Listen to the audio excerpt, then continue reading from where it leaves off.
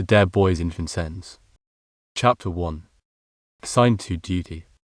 In the cool, darkened room of the improvised Patriot Hospital in Charleston, the young man in the uniform of a Continental read aloud to his much-bandaged friend. The subject of their attention was a long-delayed letter from the invalid sister, in which she dwelt lightly on the hardships at home and came forth strongly in praise of her brother's hardy deeds. "If it wasn't for Dick," said the wounded boy faintly, but with a smile, "you would imagine I was the Patriot Army, all by myself." "It's because you were such a good part of it that you're on your back now," returned Tom Dare with enthusiasm. In an important engagement near Charleston, Ben Foster had been severely wounded, and for 2 weeks the Dare boys Dick and Tom feared for their friend's life. That morning, however, the surgeons had relieved their anxiety by promising Ben's recovery, provided he received careful nursing. This good news greatly cheered the two brothers' hearts, for after having passed through so many thrilling occasions in safety, they dreaded the thought of returning to their homes near Philadelphia without their boon companion. Although the city at this date was in control of the Patriot Army, the British were everywhere about and actively watchful. To go to or communicate with any point beyond the lines was a task fraught with difficulty, and letters were rare events indeed. Dick Dare, whose latest triumphs under the Swamp Fox, the reader well remembers, returned at this moment from the commander's quarters and noticed the letter in his comrade's hand. "News from home?" he inquired eagerly. "Oh." "From your sister, Ben?"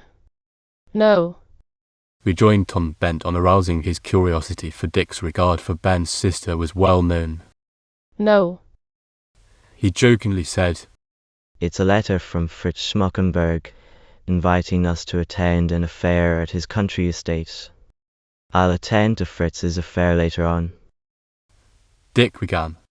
Then his face grew serious and he added, "When Ben has gone to sleep, Tom, and you're not wanted here, I want you to run over to the barracks for a few minutes." "Anything wrong?" inquired Ben. "Only that I'm off for a little trip, Ben, and I want to give a few final instructions to this good-for-nothing nurse of yours." Dick returned quietly, pushing his brother from the stool on which he was sitting. "Is that all the General wanted you for?" asked the aggrieved Tom from his location on the floor. "I was in hopes that he would send you away for a month or two." "Well, it's very likely to amount to that before I get through." Dick bent close to the bed. "I'm bound for Vincennes, boys, but we are to keep that secret to ourselves." "Vincennes?" they chorused. "Why, that's way over near the Mississippi River, isn't it?" asked Ben. "Thereabouts," replied Dick. "I'm sorry I have to go before you are up and around, Ben, but the General has honored me with this commission and I must start at once." "How about me? Cannot I go too?" queried Tom. "You are to stay here and be good to Ben for a few days, and then you are to follow me," answered Dick, dropping his voice to a whisper. "This message that I'm going to carry has got to get through, and to ensure its delivery a similar message is to be sent, and you are to carry it. If one fails, the other should succeed. You can follow me as soon as possible, and we may be able to make the last stages of the trip together." "Sorry I'm out of this," said Ben. "But you can't stop bullets and carry messages at the same time very successfully." Dick bade him a quiet but none the less sincere farewell and hurried over to his quarters to get ready for his trip. His preparations consisted mainly in a careful examination of the arms he was to carry and his coffee pot. He then called to Fritz, the blundering but well-meaning Fritz with whom the boys had had so many larks, and by a few words startled that individual into incoherent phrases and hurried action. Tom joined him soon afterward and offered his assistance in making ready. "Hate to hurry away like this, old man," said Tom mockingly. "I am not going to hurry after I start, anyhow," Dick replied. "I'm going to take along an anchor in the form of that ever slow German, Fritz." "Fritz?" shouted Tom. "Why under the sun is he going with you?" "To conceal my haste," Dick answered. "If I start out with that symbol of Mercury riding alongside of me, No one will suspect that I'm going through an enemy's country and through unbeaten forests into the heart of the West on an important trip. They will surely think I've gone to that affair on Fritz's estate you were speaking of a short time ago. Maybe you're right, Dick. Tom said musingly. But I suspect that with Fritz along, you will have to travel pretty slowly. Nonsense, Asserted his brother. Fritz will go as fast as his horse carries him and won't handicap me in any way. The boys were soon joined by Fritz with his equipment in his hands. He was bursting with curiosity as to what was in store for him. Dick had merely told him to get ready for a long journey, and with the German, Dick's words were law, for he had frequently been saved from dangerous positions by Dick Dare's aid and held him in the highest esteem. The three young adventurers gathered about a table at one end of the Dare boys' room and settled themselves to the careful study of a much-worn map of the country through which they would have to travel. Fritz and I Began Dick. start tomorrow at daybreak, so as to avoid any more notice than possible, and we are to ride hard after we are outside the British lines till it gets hot.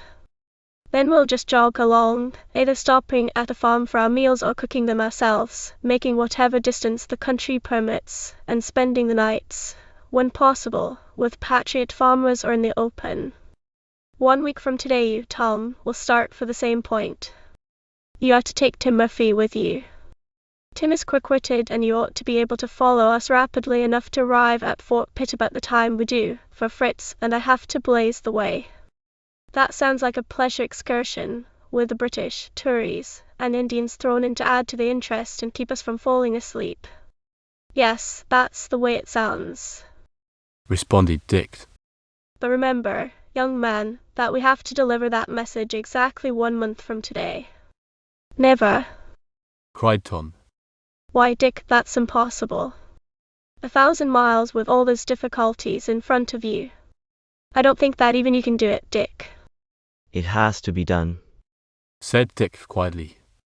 And you've got to try it too, Tom. Well, if you can, I can, Dick. Answered Tom spiritedly. So it will be a race. Cried Dick. And may we both win. Rejoined his brother, holding out his hand. There do I come in? Inquired Fritz, for the first time sufficiently collected to speak. Now I am made ready for once. Why is it I am going to Frankfurt? You're not. Said Tom severely. No. Added Dick. No. Chimed Fritz.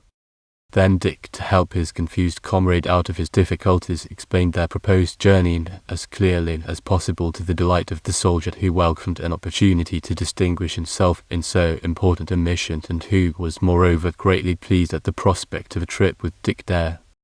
While the three young fellows were engrossed in a discussion of their plans, there came to their ears the sound of horses in motion. They were passing under their window and drew the boys' attention outside.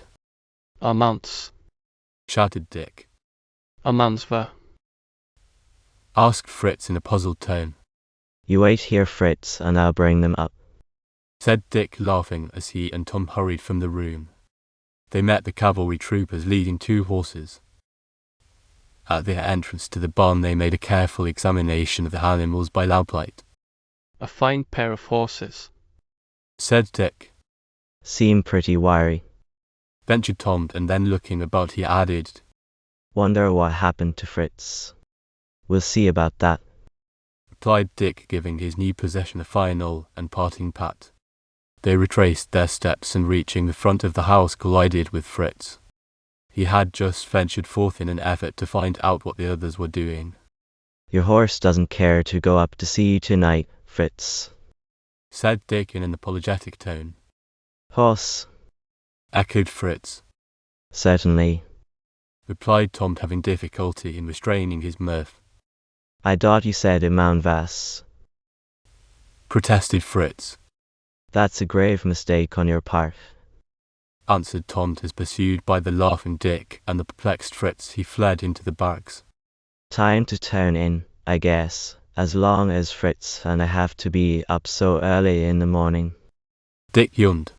So the three youths, upon whom during the next few weeks so much was to depend, rolled themselves up in their blankets and with a muffled good night closed their eyes for the last time together for many a night. Chapter 2. An Incident. Getting warm, isn't it? Commented Dare about 11 o'clock the morning of their first day on the road. That's right, Pie Jiminy. Panted Fritz, mopping the perspiration from his red face. But we fooled those red goats that time, eh, Dick? I'm not so sure. Dick replied gravely. I'm very much afraid they knew that everything wasn't as it should be, and that they will suspect our mission. And if they do, we are going to have trouble before we arrive at Vincennes. Dick was referring to the incident of their passing the British lines early that morning. One of the guards was inclined to be suspicious. Dick's seeming frank explanation, but more particularly Fritz's innocent and guileless manner, however, had temporarily at least won the day. "Dot's an unpolite feller up the road, Dick," muttered the German boy, pointing ahead. "See him waving his arms and hands at a young Fraulein like he was her jailer."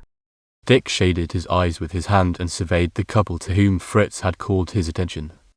The man was unquestionably threatening his companion with violence, and the girl, although she made no effort to escape, glanced back frequently as if looking about her for assistance. "Come on, let's investigate," cried Dick, putting spurs to his horse. Fritz followed closely, and the pair soon overtook the two pedestrians whom they had observed. As they rode up, the man, who was evidently a young southerner, seized his companion by the wrist, at which she cried out. "That strikes me as very poor courtesy," shouted Dick, reining up. "It is most surprising to see in a man of the state, snapped the other, still retaining his hold on the girl, who looked as if she might be his sister, as the boys soon discovered she was. To all but rebels this is a loyal colony of His Majesty King George." "Rebels is a horrible word," replied Dick. "And, moreover, my friend and I shall be indebted to you if you will immediately release the lady, who doesn't appear to be greatly flattered with your attentions." "Yeah," chorused Fritz. So are we. You don't seem to lack admirers," drawled the southerner, turning to his sister. Then, his rage overcoming him, "You little rebel spy," he hissed. The girl paled, and at this added insult Dick leaped to the ground and advanced on the troublesome one. Grasping him by the collar and giving him a vigorous push in the proper direction, Dick sent the young loyalist sprawling in a ditch. "Ha ha, shouted Fritz. my turn next." "It will be both of your turns next," yelled their new acquaintance, who had promptly recovered his feet and was retiring down the road in discomfort, evidently feeling sure that retreat was the safest in the face of such odds. "Oh!" cried the girls. "Now I've drawn you into trouble, haven't I?" "Not that I can notice," replied Dick with quiet indifference. "I trust that we have been of service to you and haven't interfered where we shouldn't have. I can't thank you enough for getting rid of him just at this moment."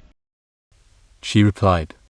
"As he said, I'm a patriot, and he was trying to force some important information from me regarding the forces in Charleston." "My name is Dare, miss, and this is Fritz Schmuckenberg, both of Capt. Morgan's company." The girl nodded brightly at Fritz, who was overwhelmed by the suddenness with which he was thrown into a lady's company.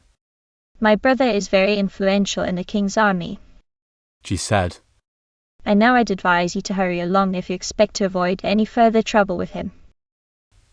At that moment Dick thought he distinguished the dull sound of hoofbeats coming from the direction in which the young Tory had retreated.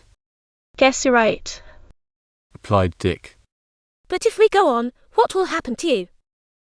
My house is around the bend in the road. The girl answered quickly. I'll cut through these woods and be safe in 2 minutes. But you must hurry, for he won't come back alone." "Goodbye and good luck," cried Dick as he watched her spring lightly over the stone wall at the side of the road. "All aboard, Fritz. I reckon they're after us." And suiting action to the word, Dick vaulted into his saddle and started away at a gallop. The pursuing redcoats could be seen plainly now urging their horses on in the hopes of overtaking the young patriots before they had gathered speed. The two groups fairly flew along the dusty highway, and Dick, bending low over his saddle, saw the pursuers drawing their pistols. "Bend down, Fritz," he shouted. "but don't try to return their fire." Even as he spoke there was the sound of discharged firearms. I'm a dead one already," hollered Fritz, and before Dick could reply or offer aid, the German boy clutched madly at his horse's mane and then rolled in a heap in the dust of the road. His fall was greeted with yells from the soldiers, who, quickly approaching, soon surrounded his prostrate form and abandoned any further pursuit of Dick. "Just what Tom said," muttered Dick as after a hard gallop he slowed down his panting horse and wiped the dust from his eyes.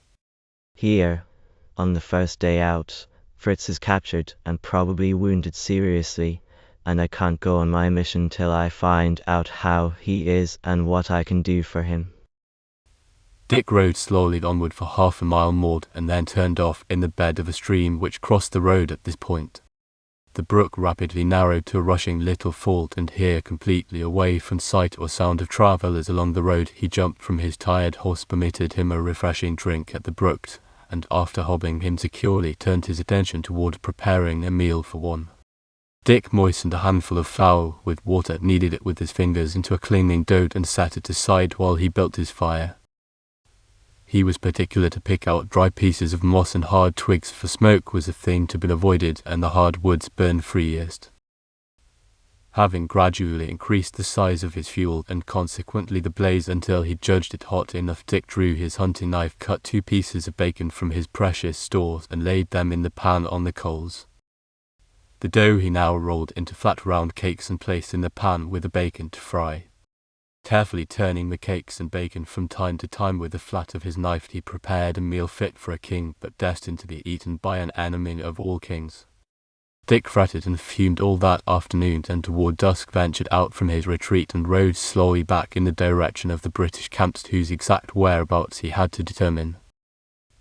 At the top of a slight rise he saw in the distance the glow of the soldiers' campfire, and making his horse fast to a tree some distance from the road, he proceeded carefully on foot toward the sentinel lines and the British encampment. Halfway up to the camp he dropped flat on the ground and waited for the nearest outpost to come to the end of his stretch, exchange a word with his neighbour, and turn back. Then Dick crawled between the two while their backs were turned and was safely inside the lines. But where was Fritz? And how badly was he wounded? Could he have been killed? Dick, after considerable reconnoitring, located a stout log house in front of which a sentry strolling was talking to his nearby companions around a fire. Dick was near enough to hear plainly all that was said. "The old Dutchman snores," laughed the sentinel. "Hooray," thought Dick. "That means Fritz, and then he can't be very seriously wounded." Dick crept up behind the hut, which was built of stout logs, and discovered with joy that there was a small barred window. Through this he lightly threw a small stone to attract the prisoner's attention. "Head out," yelled Fritz, who was surprised from his sleep by the mislead. "Wait till I come in," said his guard from the other side of the house. "Put your Dutch streams and prepare to go on to the next world, 'cause you're due to take that trip tomorrow, sure. Not if I know it," thought Dick. Then, when things had quieted down again, he called to Fritz softly through the window. The German boy got up from the couch on which he was lying and looked out cautiously. He almost shouted when he distinguished his friend in the semi-darkness. "Are you badly hurt, Fritz?" asked Dick anxiously. "Nein," was the answer. "Dot full saddle slipped the horse off on me, and mine horse went mated the dust into." Good. Ejaculated Dick. I'm glad it's no worse. Now how about getting out?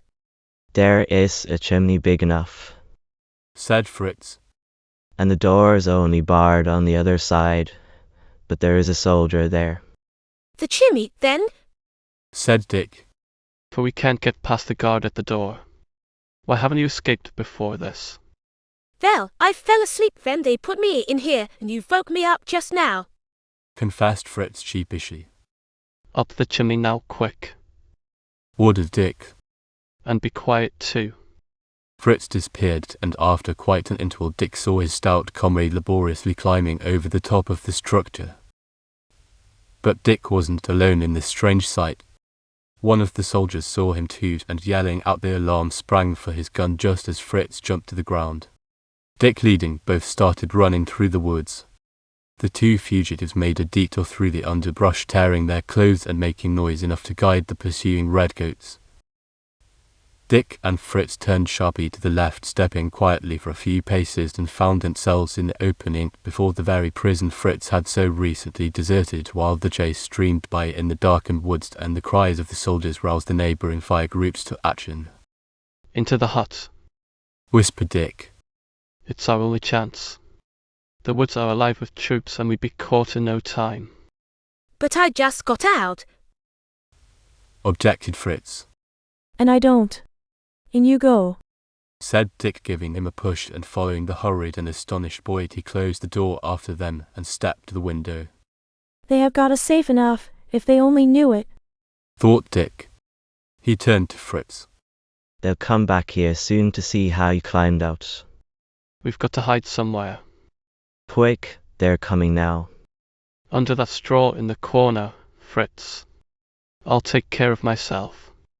We're under now. Chapter 3. A surprise. 2 days before the week succeeding the departure of Dick and his comrade had elapsed, Tom and Tim made their preparations to start after them. Ben had progressed nicely and was able to sit up and take an interest in life once more. After a long consultation with the commander, the boys had arranged to make the first part of the trip by water. This in order to avoid the suspicion that they were following Dick and thus prevent the real importance of their mission from being discovered. Toward evening of the day of their departure, Tim Murphy, overflowing with true Irish wit and humour and full of expectations of an exciting trip with Tom Dare, climbed gaily aboard the long, low-built schooner that was to convey them up the coast to the Chesapeake. Sure, and it's welcome you are to my private yacht, Tom. He called over the side to his companion. Come aboard and join me party of friends who are thinking of cruising about for a few weeks at me expense. There will be no merger at your expense when the captain sees those muddy marks on his wide deck, replied Tom. She is a beauty though, isn't she? He continued, gazing critically over the craft's lines and rigging. There she is, agreed Tim. Avast, you landlubber. There lowed a voice from the foredeck. Told you so, whispered Tom. What did I do? Queried Tim, staring about to discover the cause of the trouble. Oh, probably the gentleman who just spoke recognized you, laughed Tom. Oh, Yelled Tim, for at that moment a can of varnish which one of the sailors had been lowering from the masthead reached Tim and, tilting slightly, covered his face with the sticky fluid. I'll be after hauling you to the general, chattered the outraged Tim. Insulting a special soldier on special duty is a serious offense.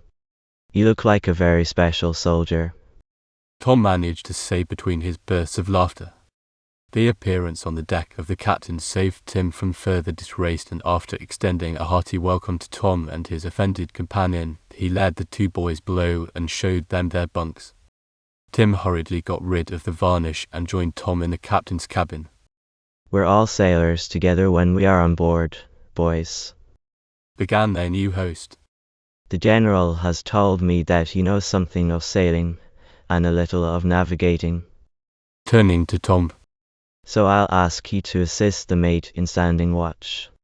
Perhaps as long as you're more or less of an amateur, it will help you to have Tim with you on your watch. We sail at 9 tonight, dropping down with the tide, and your turn won't come until tomorrow morning, so turn in, boys, and get a good night's rest before the work begins. The two new members of the crew found themselves ready for their bunks when the time came, and slept peacefully until early morning, when Tom was awakened by an unearthly shouting.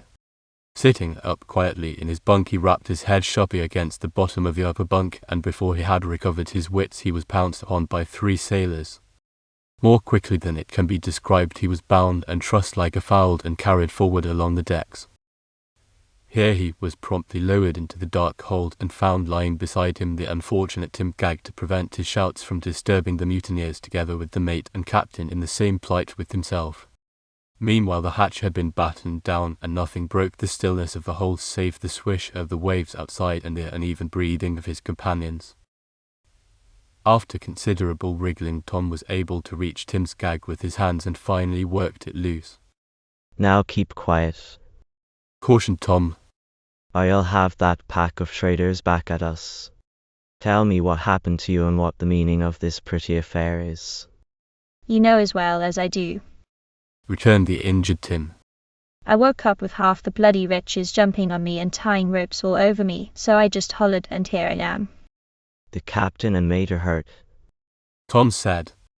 If you will turn over on your side so I can reach your wrists, perhaps the knot will loosen up and we can get the use of our limbs again.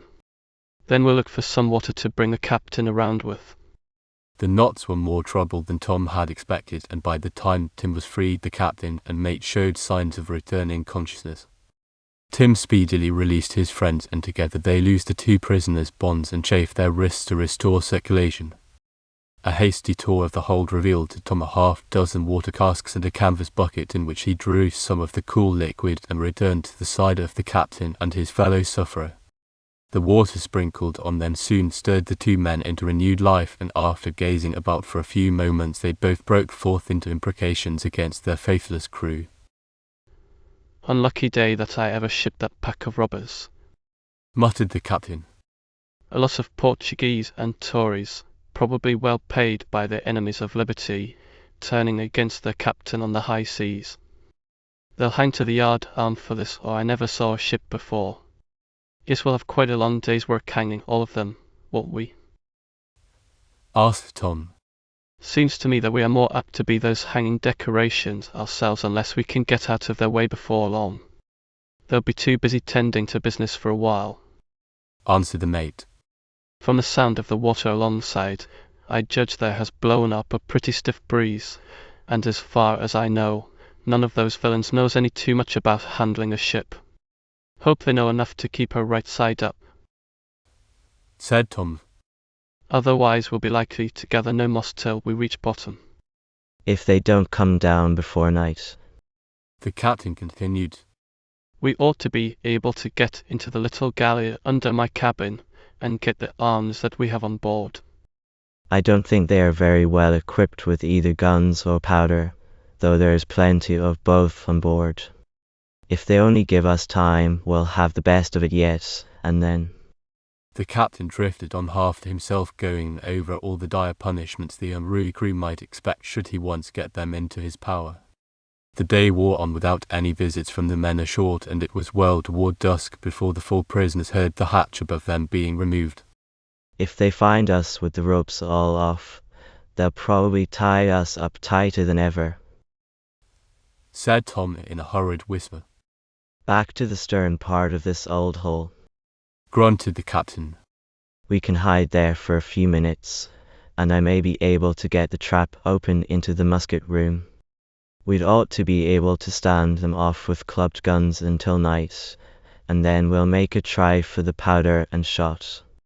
The hatch had in the meantime been removed, and in the square above Tom could see the fast darkening sky with 2 heads peering down into the darkness below. Can't see the old rats, can you? Said one. Have to get a lantern and investigate, answered the other. Hey Jack, pass us a light and come along below. Going to pay a visit to the captain and his good friends. Let's give them a warm reception, whispered Tom. We 4 can easily surprise the 3 of them, and before they can get any help from above, we can get away and climb into your storehouse, Captain. Go ahead, replied the captain, only too glad of the chance to settle scores with some of his rebel crew. As the 3 sailors slowly descended the ladder, the first one carrying the lantern, our 4 friends stole softly nearer to the limited circle of light cast by the lantern's flickering rays. The foremost sailor had just reached the bottom when, with a shout, Tim sprang for the man highest up and, catching him by the ankles, threw him heavily from the ladder.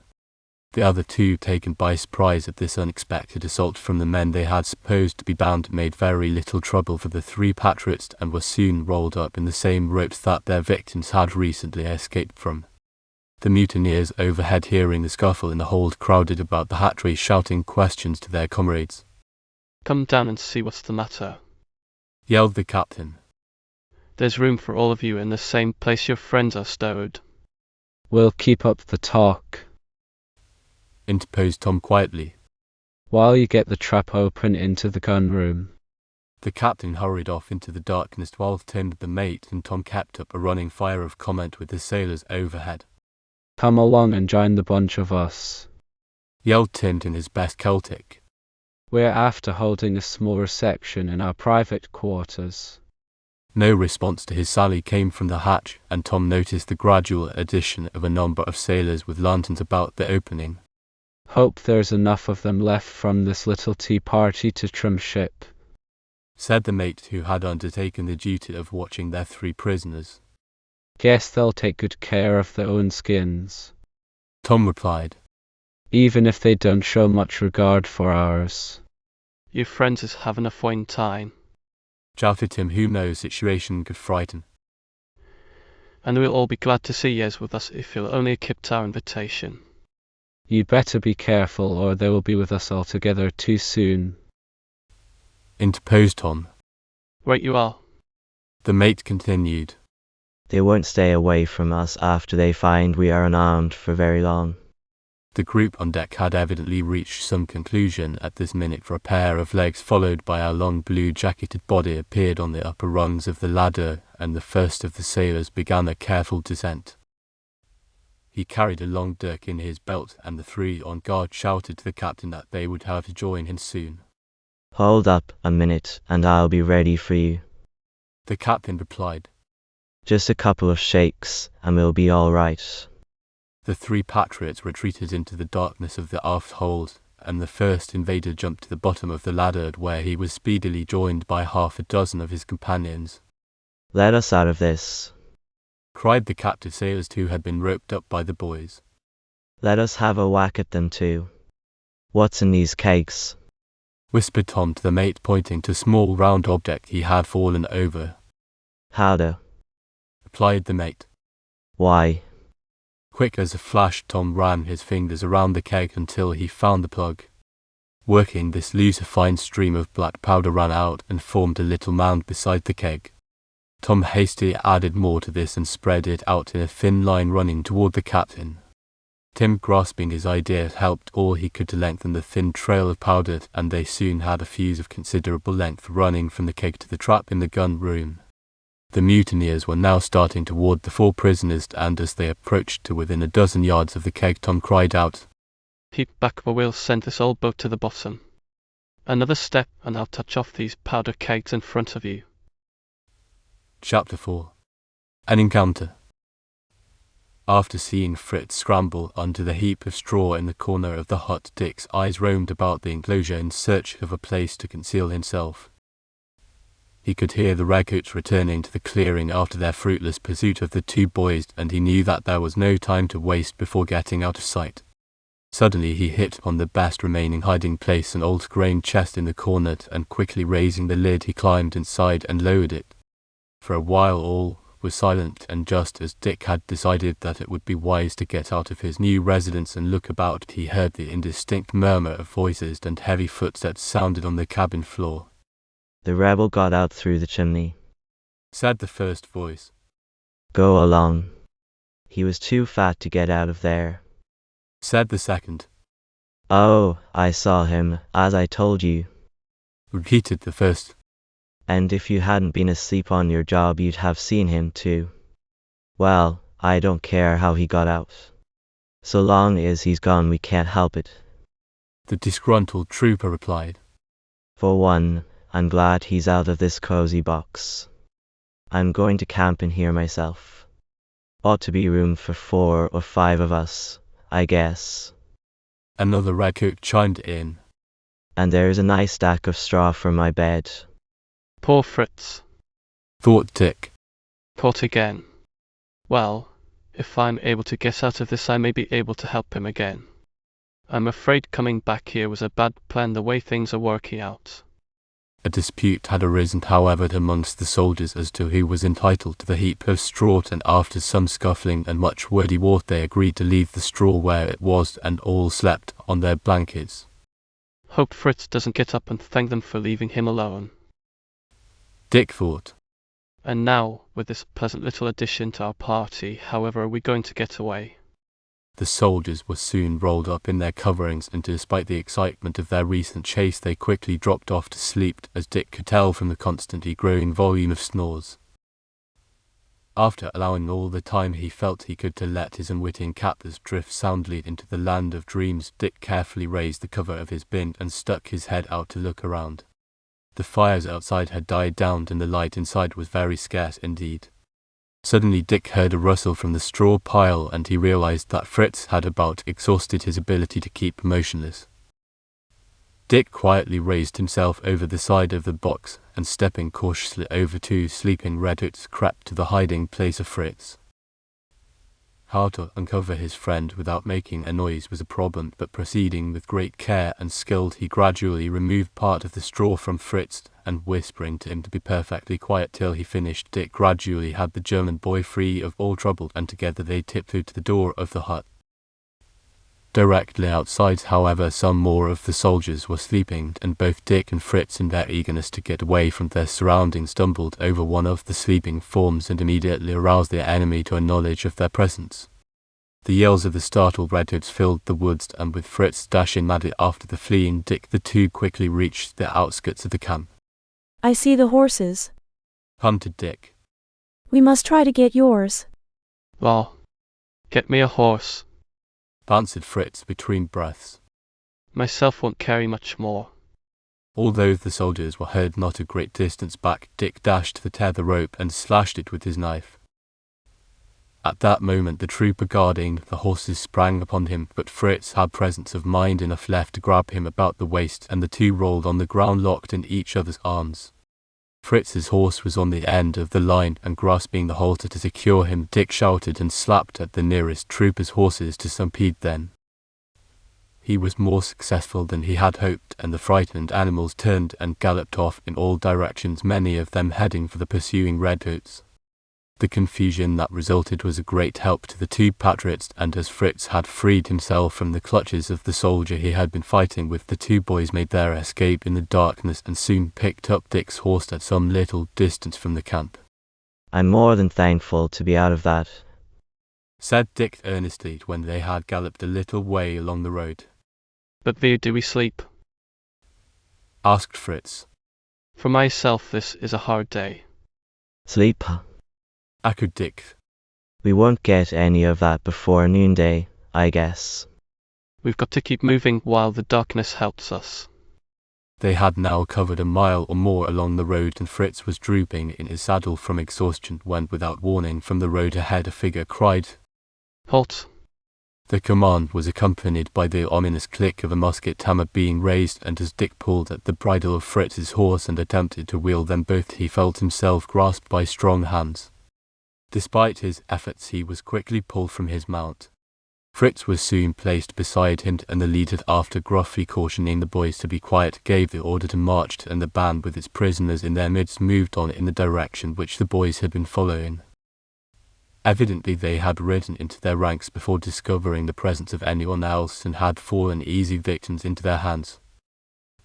It was still some time before date, and the tired boys had great difficulty in keeping up to the rapid strides of their captors. Finally, after what seemed an age to Fritz, the dark turned into a dull grey, and Dick, peering at the men about him, suddenly emitted a shout that brought the men about him threateningly. There are men, Fritz. Hooray! He cried. We're all right after all. Give us back our horse. Grumbled Fritz, provoked at having walked when he might have ridden. Boys, this is a mistake, explained Dick. We're patriots on a special mission, and we trust you'll help us make up this needless loss of time. Fine patriots you would make, answered one of the band. You're a couple of Tory spies, and you can't fool your Uncle Henry by any such story as that. You're wrong. cried Dick. You're dead wrong. Isn't there any of you here that know us? This is Fritz Schmockenberg, of Captain Morgan's company. I'm Dick Dare. He explained modestly. Ha ha. Laughed one of the men. So you Dick Dare, are you? Well, let me tell you, my young friend, that Dick Dare is in Charleston, and we left him there only yesterday. That's what everybody is supposed to think, replied Dick. We left there secretly. That don't go with us, said the leaders coming forward. You fellows are from the British force, which is quartered a space back along the road, and I'm afraid that under the usual rules of war, you will have to pay the penalty that is usually dealt out to spies. For why didn't we stay vir vivace? Lamented Fritz. Dot straw was so comfortable. Where were you? Questioned the Patriot captain. In Dot Red Goat Hut, answered Fritz without thinking of the effect such a statement would have. Just what I thought, cried the Patriot exultingly. What have you got to say to that? Turning to Dick. What he says is true, answered Dick. We just escaped from the hands of the British, and thought we had run into another of their parties when you took us in charge. Well, we don't string up prisoners without a chance to explain themselves, returned the leader. But I can't say as I see much hope for you fellows. You admit coming from the enemy's camp, and don't explain matters till you think up this full story about being patriots. I kind of think you are British spies, and in these times we can't afford to be taking many chances. You're making an awful mistake, answered Dick. If we could only be taken before one of your commanders, I'm sure they would know me. I'm afraid I can't explain anything any more fully. Dick kept in mind the secrecy of his instructions and did not feel that he could betray his trust under any circumstances. The company resumed their march, and a few of the officers withdrew and entered into an earnest discussion. They were one of the bands of local patriots who roamed about the country and joined whatever organized movement was afoot in their vicinity. They were a great thorn in the side of the British, but due to their irresponsibility and lack of order were not generally sought after by the patriot armies. After marching some distance along the road, the men turned off to one side, crossed a few fields, and entered a patch of woods to cook breakfast and rest after their tiring march. The two boys shared in the breakfast and exchanged a few comments with each other, but talking to the men who were about them was forbidden. With their simple repast out of the way, the men lay back and took their ease preparatory to taking up their trump again. The leaders now approached Dick and Fritz and proceeded to question them about the British force they had just left. How many men were there in the Redcoats camp? asked the captain. About 200, I should think, said Dick. As long as you're making your last statements on this earth, you may as well stick to the truth, commented the second in command brutally. What? Fritz cried. We would rather stick to the earth. The men could not refrain from laughing at his unintentional joke. If you hang us as spies, Dick said boldly, you will regret it before long. As soon as the general hears of your horrible mistake, I imagine you will have to pay the penalty for your haste. That's our look at, young man, returned the leader. We can't see anything else to do under the circumstances. You admit having come from the British camp, and didn't declare yourselves when we caught you, so I guess your story wouldn't stand in the face of the evidence against you. Things looked very black to the two boys at that moment, and there passed before the minds of each all of the incidents in their exciting young lives. Meanwhile, the soldiers prepared 2 ropes to place about their necks, and after asking for any last requests they had to make, led the boys to a strong tree and threw the ends of the ropes over the low branches. The 2 youths had borne themselves bravely through this ordeal and were prepared to go to the end, whatever it might be, in a suitable manner, although Fritz was nearly in tears at the thought of what their finish must be. I can't forgive myself for bringing you into this, Fritz, said Dick brokenly. That's all right, said Fritz. Maybe der ropes will preek. Before Dick could reply to the German's humorous remark and forlorn hope, a brisk volley was fired from around a bend in the road, and the Patriot outpost ran hurriedly toward the shelter of the trees, one of them falling before he had gone more than a few paces, badly wounded by the first discharge. The men quickly abandoned Dick and Fritz and, grasping their guns, ran crouching to the nearest stone wall in front of them. "It's the British," cried one of the pickets. "Come on, men, and we'll give a good account of ourselves," shouted the captain. "Keep behind the walls, and they can't touch us." He and the other leaders rushed across the field toward the oncoming British. The latter swept around the bend in the road in regular formation and fired a volley with telling effect at the Patriot band.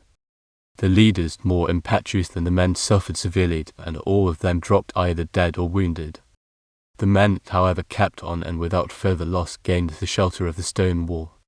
But without their leaders the defence gradually weakened, and the men began to drop back and take refuge behind the second wall. The boys had been onlookers up to this point, but the defeat of the Patriots was too much for their enthusiasm, and with the ropes still hanging unheeded about their necks and trailing out behind, the two youths leaped to the front and, snatching up guns from the dead soldiers, shouted to the demoralized and scattering members of the band. "Come on, men," Dick cried. "Don't let them get the best of us now. A few more volleys and we'll have them on the run. Yar, yar, yar," chorused Fritz, following Dick and brandishing the musket above his head. He and Dick reached the second stone wall behind which the men were seeking shelter. The English troopers were holding the first wall and were contemplating a charge across the field to drive the Patriots from their position when Dick took charge. "Fritz," he cried above the roar of the battle, "take a dozen of these fellows around and through the woods and take the British on the flank." "That's it," answered Fritz, catching his friend's idea quickly. "We'll did it." Dick motioned a handful of the men apart and told them to follow Fritz if they hoped to win out that day and save their liberty. Dick Dare's commanding tone and natural leadership inspired the men with new life, and the few men left with him redoubled their efforts to cover the departure of their comrades and hold the redcoats off. Their firing, however, was growing more and more infrequent, and the English troops were beginning to climb over the stone wall to charge across the field when Fritz and his men broke out of the woods and, yelling like 100 Indians, charged upon the rear of the British. "Now's the time, boys," called Dick, leaping onto the fence in front of them. "We'll finish the argument now." The band jumped up with a cheer and followed Dick's lead, rushed madly over the open ground and took the startled enemy off their guard. The combined onslaught of the two bands was more than the British could withstand.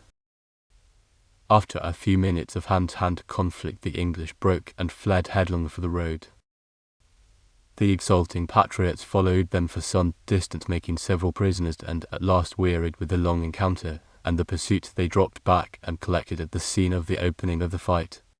They had lost half a dozen men and several of the others were wounded, but the victory was complete, and amongst their prisoners were 2 of the redcoat officers. The boys came back among the last, and the sight of the 2 brought cheers from the victors. The boys received these quietly, and when the shouting was over, Dick stepped forward and spoke to them. "Let this be a lesson to you, friends," he said soberly. "My friend Fritz and I were nearly murdered by you without proper trial and on entirely insufficient evidence. I think that the little parts that we have played in this combat have proved our loyalty to the cause of liberty, and both Fritz and I hope that any future prisoners will receive better treatment until they are proven guilty." The men took Dick's little talk to heart, and when, after a long rest and a meal, the boys left the band, they both felt that any other Patriots who were encountered by this particular band would receive the best of treatment. Chapter 5. Aboard the sloop. The captain of the sloop had managed to get the door into his gun room open just in time for the mate. Tim and Tom had barely scrambled through when the sailors broke toward them in a rush. The captain slammed down the hatch and they all jumped on top, holding it in place while he clamped it fast. "I doubt if they will find the other entrance," the captain said. "The crew never knew of this place and they won't be likely to disturb us from the other side." "I guess they will be satisfied to have us box up here," said Dick. "And as far as I can see, satisfied they might be," returned Tim. How should you figure we are going to get out of the place? We'll wait around till it grows dark outside, replied the captain in an undertone. and then we'll try to gain it after deck and clear those villains off. Then we will have the ship in our control, so that, with proper luck, we'll run in shore and drive the crew off the decks altogether. The four of us can handle this craft till we make a port, and then we'll be able to ship a loyal crew and not a parcel of thieves. Fine. Ejaculated Tim. But why be waiting in the stuffy old box when we might be lords of the ship by running the monkeys into the ocean? No use taking chances, Tim, replied Tom. If they get us again, we won't make such an easy getaway, you can bet. That's right, the captain commented. They'd finish us this time if they could get their hands on us. We've got to win or pay the penalty tonight. These adverse opinions served to quiet Tim's ardour, and he sat about with the rest waiting for night to throw its blanket of darkness over the scene and for the rebellious crew to quiet down for the night. As the time wore on, the Patriots could hear the dull tramping of the mutineers in the cabin next to them, and the muffled sounds of voices sifted through the heavy oak partitions. The captain and Tom busied themselves with the muskets and ammunition, and after selecting 4 guns, a dirk and a cutlass for each of the party, did what they could to put the remaining arms out of commission. The sounds from the cabin had ceased now, and the 4 sat impatiently awaiting the moment when they could make their great dash for liberty. Gradually it grew quiet, and when they decided that it was safe to venture through the cabin to the afterdeck, they quietly loosened the trap and peered into the dimly lit cabin. The recumbent figures of half a dozen mutineers were seen by the aid of the smoky swinging lamp. Judging from the sounds of heavy breathing, this particular party of sailors were fast asleep. The captain, Tim the mate, and Tom crawled carefully through the opened trap, pushed it closed after them, and tipped over the short ladder leading to the deck. The swinging doors at the top of the ladder banged at this moment, and the 4 crouched down, fearing that they would have to start their battle then and there, and under most unfavourable circumstances. One of the men muttered, rolled over, and resumed his heavy breathing, and the danger was over for a moment. Following the captain, the 3 Patriots ascended the steps, pushed the door open, and with a rush made for the man at the wheel. Not expecting an attack from this quarter, he was overcome with slight effort, and while Tim and the captain carried him to the ladder leading to the main deck, the mate took charge of the wheel, and Tom made fast the cabin doors through which they had just emerged. What's going on up there? Came a voice from the lower deck. Everything all right, eh? Sure, fun as silk, shouted Tim. What's that? The sailor queried, noticing the commotion about the wheel. You captain, you scoundrel, that individual replied. And now I guess we have got you fellows where you belong. The first man that starts for this deck gets what you all deserve. Temo, called Tom. You and the mate take the starboard ladder, and I'll try the port. Don't let 'em get within 20 feet of you. And don't be afraid to use those muskets. That's what we've toted 'em up here for. That's it, replied Tim. There'll be none of the crowd gets past us this night. Aye, aye, chimed in the mate. We'll do our part, and you just holler if you want any help. Oh, I'll be all right, answered Tom confidently.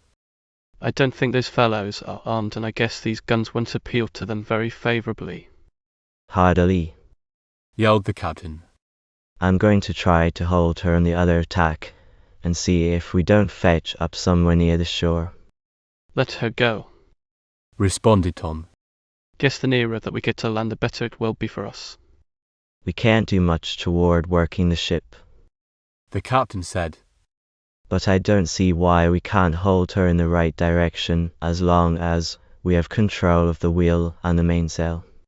Which we have, put in Tim. Yes, just at present, responded the mate at his side. But there's no telling for how long. Ahoy on deck, came a cry from the cabin. What's all this? Let us out, you lubbers. Can't be done, me boys, called out Tim. We have quite enough of us here now. This was followed by muffled blows on the cabin doors, but the heavy oak and the iron bar withstood all attempts to force it, and after further ineffectual efforts the group within abandoned their efforts and sought escape in other directions. Tom could now distinguish the men on the lower deck quite plainly, and in a minute or two one of them came aft toward him. "You fellows might as well give in now as ever," said the sailor. "We will get you anyhow, and it will go hard with you if we have any trouble with you." "Well, if you leave it to us," answered Tom. We prefer to be gotten later, and in the meantime, let me warn you that the next man that comes within 20 feet of these ladders gets what you all deserve. "That's fine talk, young fellow, but—" And just then the sailor drew back his arm, hurled something violently at Tom, and sprang back before Tom could recover from his surprise. A shining streak went past him and buried itself for an inch in the rail. "It's a knife," called out the captain. "You want to be a little more careful and not let them get near enough again." "You bet I will," replied Tom, startled by his narrow escape. There was a moment's lull in the excitement, and then a crash resounded from directly below Tim's feet. "Ouch!" yelled the Irish boy, and discharged his musket wildly into the darkness. "That was only a bucket of paint," said Tom. "Don't be so free with your bullets." And I thought it was all killed we were," responded Tim, rather ashamed of his sudden alarm. "Not yet," replied the mate with a grim attempt at humour. "Cheer up," said Tom in the same strain. "The worst is yet to come." It was evident to the four on the after deck that the mutineers were as yet without guns, for they would have picked off the boys where they stood against the sky line had they been able. But the battle was not won yet. In fact, it had hardly begun. While the boys and the mate were gazing through the darkness at the knot of men near the forecastle, 3 sailors suddenly dashed from behind the mainmast and rushed for Tim's position near the ladder. He and the mate fired in unison at them, and evidently wounded one of their number, for with a howl of pain from the foremost the 3 scuttled back toward the bow. "That's good, Tim," called Tom. "We'll hold them all right, eh?" "The one are near enough to hold," replied Tim. "That's painful," commented the mate at Tim's attempted jest. "Head back there," shouted Tom, catching sight of a dark form stealing along the bulwarks. But instead of getting back, the man jumped from the foot of Tom's ladder and grasped the upper steps. Tom discharged the musket almost in the fellow's face, and with a groan he fell back on the deck. His comrades, however, now swarmed about the base of the ladder, and Tom, grasping his gun by the barrel, swung it with all his force on the head of the foremost sailor. The man following, however, succeeded in getting a foothold on the upper deck, and with an upraised dirk drove Tom back from the ladder. Tom swung at him with the club musket, knocked the dirk out of his upraised hand, and in another second was locked with him in hand-to-hand conflict. "Tim," yelled Tom. "Coming," answered Tim, and leaving the mate to guard their side where the mutineers had been driven back, he rushed around the cabin to the aid of his friend. He was just in time. Tom and his opponent were rolling on the deck, each endeavouring to put the other out of the fight, and 2 more sailors were about to step upon the deck from the ladder. Leaving Tom to take care of himself, Tim attacked the ascending sailors. With a rush and wild shouts he banged the foremost over the head and sent him crashing down upon the others of the group. Then, firing his musket at the crowd, he completed their route, and the whole party fled to the shelter of the forecastle. "And now where are ye, Tom?" he called. "Here," Tom replied, coming from behind the cabin. "If I hadn't hit that fellow on the arm before he closed with me, and knocked his dirk out of his grasp, he might have put me out of the way." "Where did you put him, though?" asked Tim. "Around here," Tom said, pointing to a recumbent figure on the deck with the handkerchief in his mouth and his hands and feet tied. The sailor rolled with the rise and fall of the ship and seemed most uncomfortable. "The captain gave me a hand," Tom explained, or else I would never have finished tying him up. "Better keep an eye out," cautioned the mate. "Looks to me like they were going to make another try for the ladders." "All right," the boys replied, and exchanging an encouraging slap on the backs they took up their positions. "Hollo, if you want to be saved again," It struck it in. But Tom did not reply, for when he crouched down and peered at the shadow of the deckhouse where the group was, there was something about their attitude as nearly as he could make out that indicated preparations for a concerted attack. The repulse of the last assault had angered the mutineers, and they were now determined at all costs to overcome the little group on the afterdeck and deal with them as they had planned. Meanwhile, the captain had been steady holding the ship on the shore tack, and he figured that by daylight they would be in sight of land. The boys had not long to wait before the rush began. With the shout, the crew dashed along the deck, faltered for a moment as the three defenders fired at them, and then came on. The boys and the mate seized another musket each and fired once more, this time in their opponents' very faces. But those behind pushed their frightened and wounded comrades aside and started up the ladders. The larger party made for Tom, while just enough to make things interesting surged up and down the ladder that Tim and the mate were guarding. Had one of them left to aid Tom, the other would probably have been overpowered. So Tom had his hands full, and although he kept the leaders from gaining the deck, he was slowly tiring from his exertions, and he knew that before long the mutineers would have him overpowered. Tom was growing dizzy, and the ceaseless swinging and thrusting with his musket was weakening, when from the forward hatch burst a fresh group of men shouting wildly and rushing for the rear of the mutineers. The attacking party turned to meet what they thought was a new foe, and Tom sank back against the cabin thoroughly exhausted. "She's afire. Save yourselves." The new arrivals were shouting. "She's afire. The hold is burning." The words came dimly to Tom's ears, and he dropped to the deck with the feeling that at last rest had come and all was over. But not for long. Tim and the mate came upon him lying there, and picking him up bodily carried him to the rail. There the captain was working desperately over the boat on the davits, and the mate turned to help him. In a few moments they had the ropes loosed, and placing Tom in the bottom of the boat they all climbed in and lowered away. The dory struck the water, rose on the next wave, and was away from the ship. They pulled out the oars from under the seats, put them in place, and rowed away.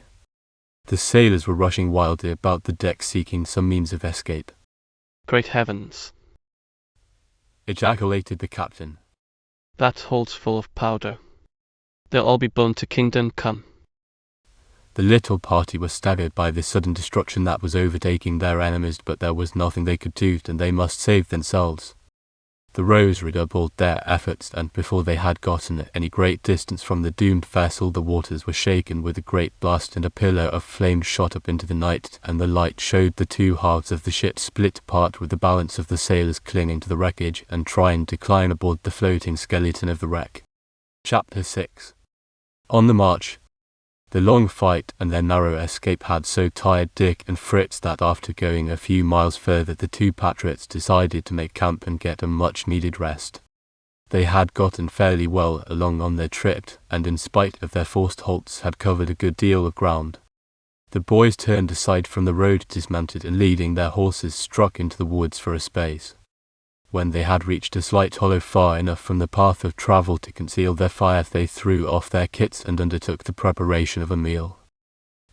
Dick cut a few strips of bacon, kneaded a cupful of flour, and set Fritz to gathering dry leaves, twigs, and heavy wood to keep the fire blazing.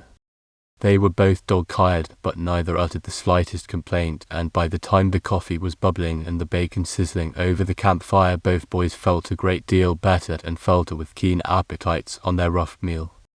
"This is better than taking any chances at a farmhouse," said Dick. "Those soldiers we chased today may come back along this road, and we might get into their clutches again. I don't think we would get out as easily next time." That meant climbing chimneys, and hiding into straw heaps, and running and fighting. "Anything else you can think of, Fritz?" asked Dick laughingly as Fritz stopped for breath. "That happened has happened, anyhow," said Fritz. "And it's a good thing Irish Tim wasn't along to get us into more troubles." Dick roared at this comment on their friend and refused to spoil the joke by telling the German what he was laughing at. It was plain that Fritz accounted himself a skillful messenger, and didn't see that part of their troubles had been occasioned by his own good-intentioned but ill-considered acts. The boys talked for a while, and then when the night grew chilly they rolled up singly in their blankets and soon dropped off to sleep. For a wonder they passed the night in peace and quiet. Either the English had passed them in the dark, or they hadn't gotten up enough enterprise to prompt them to renew the pursuit after their defeat that afternoon. The rising sun saw the boys up and ready for their march. A dip into the nearby creek, a hasty breakfast, and they were off on their trip to Vincennes. At noon that day they rode boldly up to the door of a farmhouse and asked a surly-looking grey-haired farmer for a meal for which they would gladly pay what was fair. The man's face brightened visibly at the mention of payment, then after looking them over again he drawled, "Wall, I reckon you two young uns can get a bit here, providin' you're able to pay for it." "Sure," answered Fritz, holding out a handful of coin with which he was equipped for travelling. The man's eyes narrowed a little at the sight of the money, but he didn't express any surprise, and nodding toward the stable said, "Just stow your nags in there and come in. We'll have something ready in a minute." As they turned toward the stable, Dick thought he saw another form through the half-open door of the kitchen, but the vision was so uncertain that he dismissed the thought and busied himself with his horse. "That money opened the old crab's eyes, yes," chuckled Fritz. "Seemed to me he closed them," said Dick. "I'm afraid it isn't wise to show more than one coin at a time, Fritz. Dot old feller couldn't do notings," boasted the German boy. "And besides, I don't always got so much to show." "Oh, I guess everything is all right," replied Dick. "but I thought the old man looked rather interested at your display of good money." "Vale, ID don't do him any no good," returned Fritz. "He gets enough for that for meals he gives us, and that's all." The boys now walked up to the house and entered the kitchen. Again Dick thought he saw someone in the front room, but he couldn't investigate, and besides, what of it? There were undoubtedly others in the house. The farmer appeared to have prepared the meal himself, and as he set it before them he plied them with questions. "Then fightin'?" he queried. "Some," replied Dick, his mouth full of hot potato. "Which side?" asked the farmer. "Patriot, of course." "Of course." agreed the old man. "Sure," said Fritz, and Dick kicked him in the shins. "Hear them British is about knocked out," continued their host. They will be before long. Dick answered. They're getting enough of this chasing up and down the country, and finding food scarce and enemies plentiful. They ain't all enemies, though. No, there are a few good-for-nothing Tories left," said Dick. "That's kind o' hard talk. The old man drawled. They ought to be called worse than that." Dick returned sharply. "I suppose I was one myself." Fritz choked at the very thought of such a possibility, and Dick began to look about for the cause of the farmer's long conversation. At that instant there came a long whistle from outside the house, and with a bound the farmer reached the door and stood in front of it. Dick sprang from his stool, grabbed the old man roughly about the shoulders, and hurled him from his position at the door. He ran outside, followed by Fritz, who had started to his comrade's assistance and discovered their two horses going to gallop down the road, led by a young man on a third horse. "So that's their little game. cried Dick. Come on, we'll catch him," yelled Fritz, and started headlong in pursuit. Dick ran with him, but it was soon evident to both of them that the longer they ran, the farther behind they got. So they slowed down to walk, and as they reached the top of a long wooded hill, they stopped to get their breath. "I'll climb up that old tree, I guess," said Dick. "Maybe we can see something of the rascals from the top." "Yar, and I'll go too up," commented Fritz. So the two started climbing, and Dick gradually worked his way toward the upper branches of an aged oak. When he had almost reached the top, he heard a loud crash, and looking below saw his good friend land with a dull thud on the mossy ground beneath. "What's the trouble?" called Dick. "Trouble's enough," responded the startled boy. "Dot old tree is so shaky, Dot, I don't see how you up-climbed him." This statement occasioned so much laughter on Dick's part that the old monarch of the forest in retribution pretty nearly landed him on the ground beside Fritz, and it was only by hurriedly grasping the nearest branches and steadying himself that Dick retained his position. "They'll be here, is it?" questioned Fritz, referring to the person whom they had seen making away with their horses. Can't see him at all. Dick replied, scanning the road for a view of the vanished horseman. That's funny, too, Fritz, for I can see way ahead of where he should be. Maybe he is hiding, conjectured the German. I judge, ejaculated Dick. How do you know his name? Asked Fritz. Don't. Responded Dick. Look here, Fritz. There is another road running parallel with this one, a little further down in the valley. Well, that don't help us any yet, replied Fritz.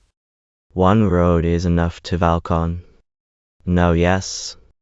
But I'll bet it does help us, you lazy goose. That fellow may have gone across to it through the woods, and if we hurry, we'll head him off. Dick came down rapidly, and the two rushed off through the brush and timber toward the road which Dick had discovered. Being a little careful about making any noise, cautioned Dick.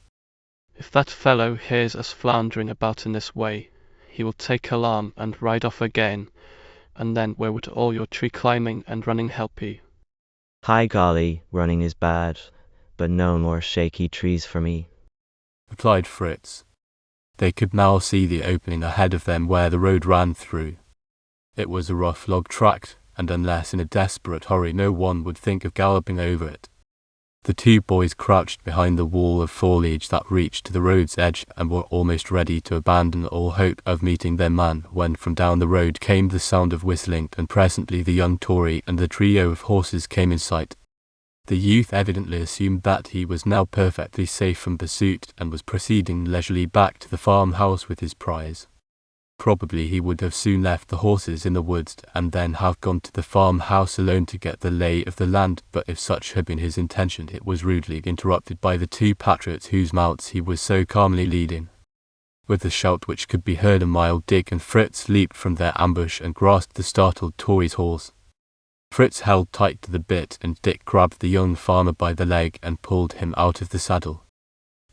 Dick then proceeded to administer a sound and much-deserved thrashing to the cause of their trouble, and when the young fellow recovered partially from his surprise, he broke away and started on a dead run for the farmhouse. Dick had neither time or desire to pursue him, and was well satisfied with recovering their steeds, and Fritz was particularly delighted with the addition of one horse to their party. The Tory was well out of reach by now, and before he turned to dive into the safety of the woods, he shouted, placing his hands to his mouth to form a megaphone. Next time I'll get you, you rebels. That fellow seems familiar to me somehow, said Dick. I wonder where we've seen him before. Oh, I've got it, stuttered Fritz. Pop what? Asked Dick. That's the same fellow you pushed in the ditch already, the day we started out. You're right, answered Dick. That's who it is. Sure, I'm right, returned Fritz, as if such was always the case. I wonder what he's doing here. He must have followed us after that little meeting we first had. Do you know, Fritz, I believe that fellow has been responsible for the close attention we have been getting all along the line. But what can his object be? This was too much for Fritz's detective powers, and he gave up the matter as beyond explanation.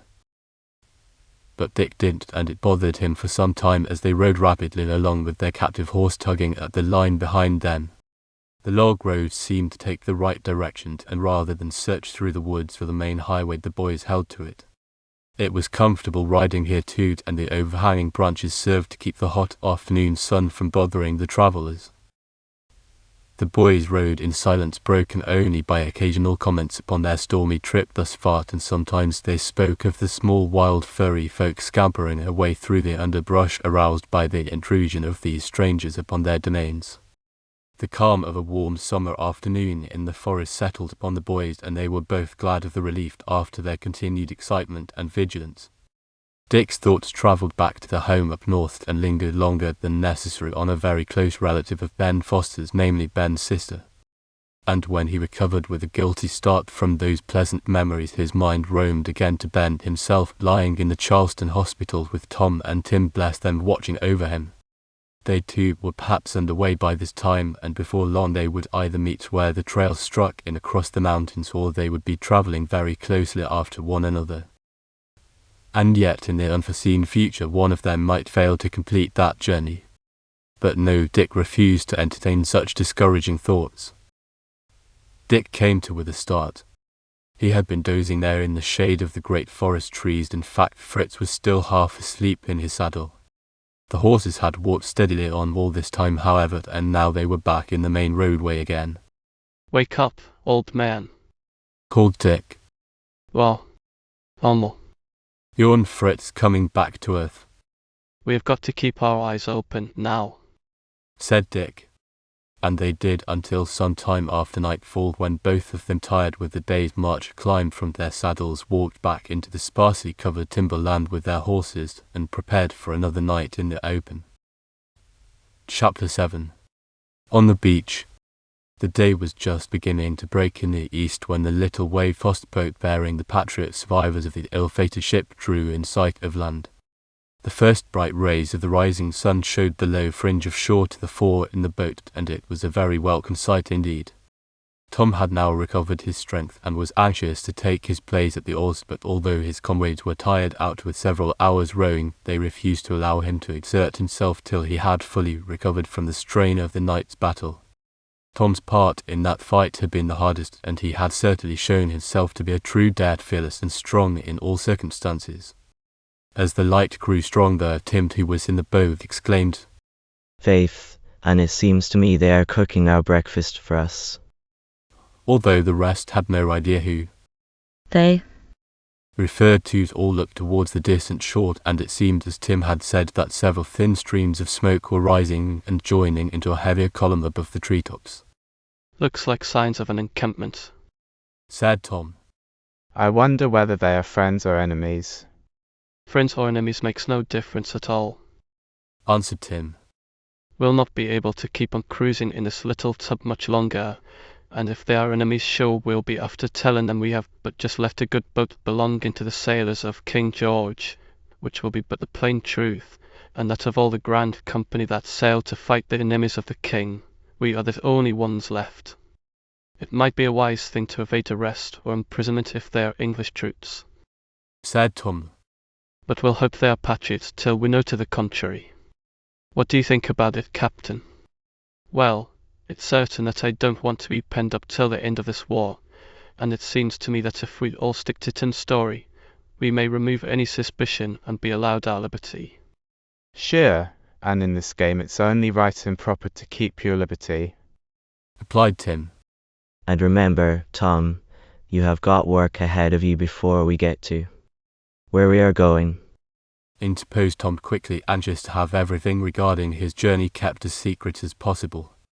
He knew that the mate and the captain were perfectly loyal to the cause, but his instructions were to keep his destination to himself, and he intended to do so. Tim, thus admonished, said no more. The boat had drawn nearer the shore now, and all four were keenly and somewhat anxiously watching the beach for signs of the men they knew must be there. They had not long to wait, for in a few minutes the whole company tumbled out of the woods and ran down to the beach for their morning swim. As they were in the act of undressing, one of them caught sight of a boat containing the Patriots. "Hi there, comrades," he shouted. "We are having early visitors." Several of the men ran back for their rifles, and so Tom stuck up an oar with his handkerchief knotted at the end of it as a signal of friendship. The mate and Tim pulled straight for the group on the beach. "Better make it seem as though we are glad to see them," the mate suggested. "If they take us for Tories, we will be free to go our own way, but if they suspect our real feelings, we will certainly be in trouble." So they rowed steadily shoreward, pointing the nose of their little craft for the group of British troops. "Ahoy on shore!" shouted Tim. "We are after common from His Majesty's Royal Fleet, and want to speak with your officers." Tim grinned as he shouted this, and all the party wondered how his story would be taken. "You'll see them quick enough," replied one of the redcoats. "Plenty quick enough if you are friends of His Majesty's, God bless him, and too quick if you're not," Some of the soldiers ran out into the surf and pulled the boat in. When they had about reached the beach, and with many expressions of thankfulness and apparent joy, the Patriots tumbled out and joined the English. We are the last of a strong little crew and a good ship, volunteered the captain. The other poor boys went down with the ship. And what may you be doing here, when, as far as I can see, a captain is supposed to stick till the last? We were rowing about, trying to pick up this man who had fallen overboard, invented the captain, who had been caught in a peculiar position. In fact, as this instance shows, and as the boys well knew, it is both unwise and difficult to attempt deception even in a good cause. A likely thing to my way of thinking, said the soldier. Captains do not generally go overboard after sailors when they fall over, do they? Not generally, said Tom. But the captain and I had been good friends, and he was anxious to save me quickly. Guess this must be a matter for the officers, said one of the men. They will pretty soon find out whether these fellows are what they claim to be or not. Now Tom had a great dislike for being seen by the officers, for his activities with Dick had often thrown him into the enemy's hands, and he was afraid that some of his former captors might be with this party. Therefore, to gain a little time, he said, Now, see here, boys, everything you will find to be all right and satisfactory, and before we go to see the general or whoever it is that has command, we would like to take a dip in the surf and get freshened up a bit. Rowing around all night in an open boat doesn't help your appearance any, and we'll just join you boys in a swim, if you don't mind. Then we'll all be ready to go up and straighten things out. That's all right, young feller, said the spokesman of the troops to corporals. You can have your swim all right, but don't you be too sure it will be as easy to straighten things out as you think. But, said Tom. That's fine. And we'll be able to explain everything later on. Meanwhile, Tom's mind had been working rapidly, and he saw that they would easily ferret out the truth of the story as long as there were 4 of them to question. He didn't see how Tim and he could be any worse off by facing the matter out. It was about time for Dick and Fritz to be along in that part of the country too, for their trip overland would take them longer than Tom had taken, being driven rapidly up the coast by the storm. Therefore, it seemed to him that if he could manage to get the captain and the mate out of the way, it would be better all around. So, when the party prepared to remove their clothes, Tom whispered to the captain, Captain, we can't stop to argue matters out to form any detailed plan, but Tim and I will start some kind of a fuss in the water now, and while we keep their attention, you and the mate float quietly down the shore on your backs till you reach those plum bushes. See them? Those beach plums down there. Tom motioned with his eyes. It's a great joke being taken for rebels, isn't it? He said in a louder voice as the soldier approached. One would think we looked like desperados. The captain smiled and nodded his head, and Tom saw that he was answering his instructions. Come along, you fellows, shouted the corporal. We haven't got all morning for this swim. All right. We're ready, answered Tom, and they all trotted down to the water's edge. Gee, it's cold, shouted Tom. Faith, and if your lordship will wait a moment, I'll warm it for you, replied Tim, giving Tom a vigorous push that sent him floundering out to his waist. I'll fix you for that, shouted Tom, seeing that Tim had unconsciously started the excitement that he wanted. Tom ran back and headed Tim up the shore away from the plum bushes. They raced about 50 yards, and at the shout of the soldiers, who were all watching their antics with interest, Tim ducked and rushed out into the water. Tom was on his heels, and they began a spirited water fight, of which Tim soon had enough, and he turned and dove through an oncoming wave and struck out lustily to evade Tom. Things were working out better than Tom had expected, and the soldiers, amused by the spirited fight the 2 boys were waging, followed them up the beach and gave the mate and the captain an excellent chance to scurry down the water line with their clothes in their hands. Tom keeping far enough from Tim to encourage him, and yet near enough to keep the interest of the troopers, saw the naked figures go out of sight around a sand dune near the beach plums. If he could only give them a few more minutes they would be safe, and after some more running and a moment's stop to don their clothes would be out of the soldiers' reach. And Tom didn't imagine that they would ever let the troops get close enough to catch them either. "I've got you now, you Irish villain," he yelled at the sputtering Tim. Tom reached out and caught the flying foot in front of him, and in a minute had Tim ducked head foremost under the water. The soldiers set up a shout of laughter at this, and letting Tim come to the surface, Tom renewed the splash fight, treading meanwhile with his feet. Tim, however, had had quite enough by this time, and was heading for land as fast as his tired arms and legs would propel him. He arrived sputtering and breathless, and shouted as best he could with a mouthful of salt water. Enough. I've got enough, you old duck. Just 'cause I give you a friendly pat, up you go and chase me over the face of the whole earth. "If that was a friendly pat, I'm glad you didn't push me hard," replied Tom, laughing. A bugle rang out in the woods just then, and the men made a hasty dive for their clothes, some of them not even stopping to dry perfectly. While they were rushing around, a group of officers appeared at the edge of the timber on their way to the beach. "Where are those other two?" suddenly queried the corporal, recalled to his sense of duty by the appearance of the officers. "Gone on up to the camp, I suppose," said Tim. "Sure, and if they were as hungry as me they would be eating you out of house and home by now." Tom felt that by this time the two sailors had gotten a fair start, and his spirits were rising proportionately, when of a sudden a shot followed by several scattering reports rang out. "Come along, you two," shouted the corporal, and the two boys were hustled unceremoniously up the beach, donning their clothes as best they could while trotting along. The officers had turned and dashed back toward the encampment, and when the soldiers with their captives reached there, the whole place was in confusion, with troops rushing in all directions, shouting and firing their muskets at random into the woods. "This cooks our goose," said Tom. "They are evidently disturbed at something, and I can see where we come in for our share of the trouble. It must be the captain and the mate they are blazing at," suggested Tim. "Sure, and they will never hit a thing at all at the rate they are furring and rushing around." I hope they don't, said Tom. "Come this way, you rebels," bellowed the excited corporal. "Don't pay any attention when he calls us rebels," said Tom. Don't let him see that we recognize the name at all. At their apparent indifference to his commands, the corporal ran up, and grasping them each by an arm hurried up to the central tent. An officer in a major's uniform was talking to a young man as they were brought up, and gave no heed to their presence till he was finished. The boys listened eagerly, and were greatly astonished to hear what was going on between the two. "A piece of rank carelessness on the part of the men," the major was saying. "They were both securely guarded, and should never have escaped.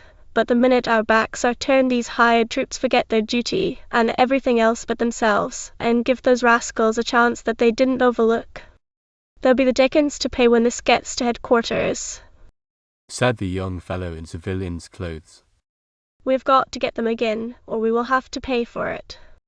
I followed those two for a full week or more, and had them almost secure 3 times, and every time they slip away when they seem safest.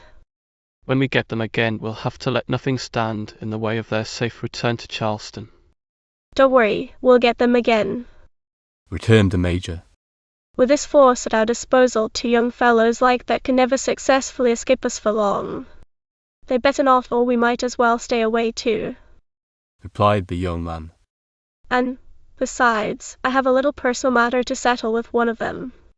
So that's what makes you so anxious to get them, is it? Queried the officer. "That makes me doubly anxious," answered the younger man. "Do you know who they are talking about?" asked Tom in a whisper. "Sure, and it must be Dick Dare and Fritz," answered Tim. Chapter 8. The Ambush. Dick Dare and Fritz journeyed for several days without anything happening to impede their progress, and they had made up most of the time that had been lost in their earlier escapades. They took no chances at night and slept out in the open rather than risk capture or trouble in a farmhouse. their midday meals they had bought from farmers and had eaten them standing by their horses, not caring to experience another loss of those faithful animals. The boys' spirits rose with their long freedom from trouble, and although they still kept a sharp outlook for signs of the enemy, they didn't find anything to disturb them. If it had not been for Dick's persistent efforts to hurry, Fritz would have considered the whole affair as an outing for pleasure only, but as it was, their hard travelling and short rests kept him always on the go, and he never felt that he had had quite enough sleep. Dick was tireless and seemed only to think of the haste they were in, and pushed ahead for Vincennes relentlessly. Their long immunity from trouble had lulled Dick into too great a sense of safety, and it was while eating their supper one evening by the roadside that the boys were startled by a bugle call in the woods which lay back of them. They jumped to their feet, seized the bridles, and climbing hastily into their saddles, started full tilt up the road. Almost instantly the party redcoats stepped out and halted their progress in that direction. Wheeling hastily, the boys covered about 100 yards back, fearing that at any moment a volley would follow them, but not a gun was fired, and just as they began to feel new hope, another group of soldiers appeared before them, blocking their way completely.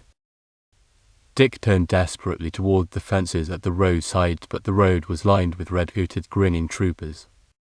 In ambush, cried Dick. Trapped good and proper this time, young fellow, observed a corporal, smiling with satisfaction. Guess you two have kept away from us long enough. Come along and see the major. The boys were surrounded, and both Fritz and Dick saw that escape was out of the question at present, so both decided to take things coolly and make the best of a bad situation.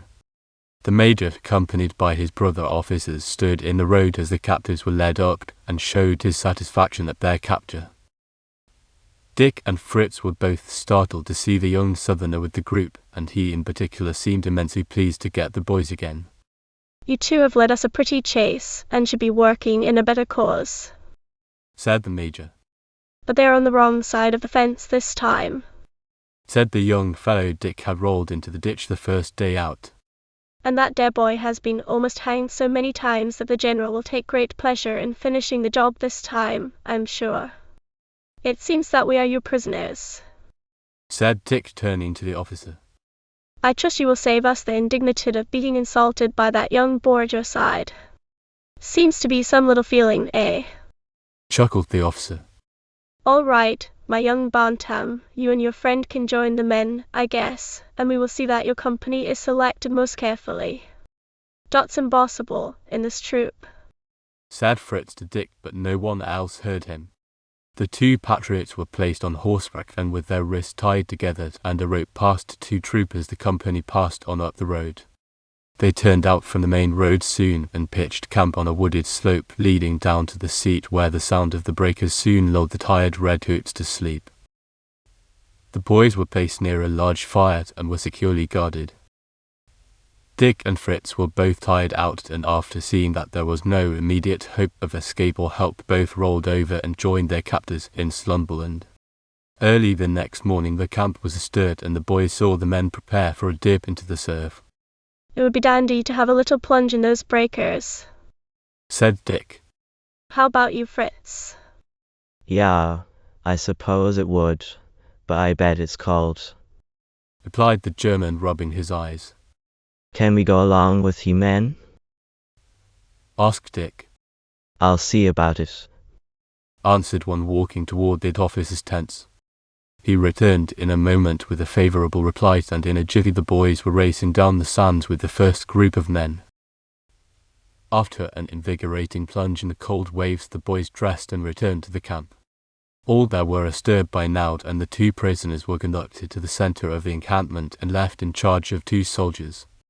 Various groups were assembled about their respective fires, and all were eagerly hastening the preparation of their morning meal. From each group certain ones were dispatched into the surrounding forest to gather a liberal supply of firewood, while others measured out portions of coffee, flour and bacon. The cooks fussed importantly over the fires, ordering the men about in tones they would not dare to use when away from their important positions. At meal times the cooks of a camp are always the autocrats. Dick and Fritz sniffed the air hungrily and thanked fortune that at least they would not be starved to death. There doesn't seem to be any hope of escape just now, does there? Said Dick. Fritz wrinkled up his nose and gazed thoughtfully about him. For myself, I don't care about escapes till after we eat Sundings. He returned. Then you had better eat it soon. Dick commented. For if we get a chance, we won't stay around for breakfast. The rest of the troop are all going down to the water now, and if we have any opportunity at all this morning, it is apt to come now.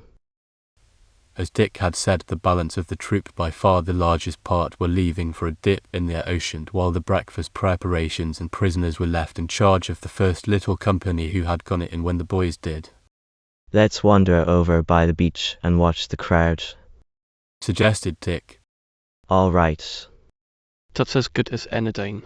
Only I would like to hurry those cooks again yet, replied Fritz. That cooking of bacon is bad for my appetite already. If they don't make it done soon already, I would eat it on raw. You might be particular about your food, seeing you're a prisoner, laughed Dick.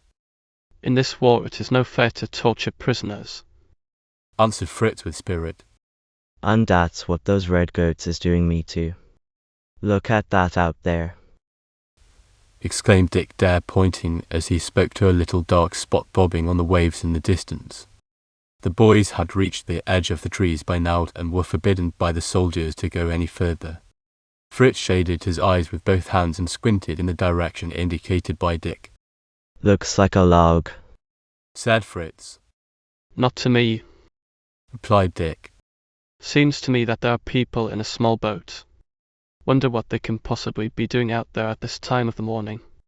That's right. It's Peebles, exclaimed Fritz.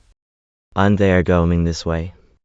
The boys watched the approach of the boat with great interest, and when the party on board stood up to disembark, Dick Dare gave a sudden start. That's funny, but it can't be them, he muttered.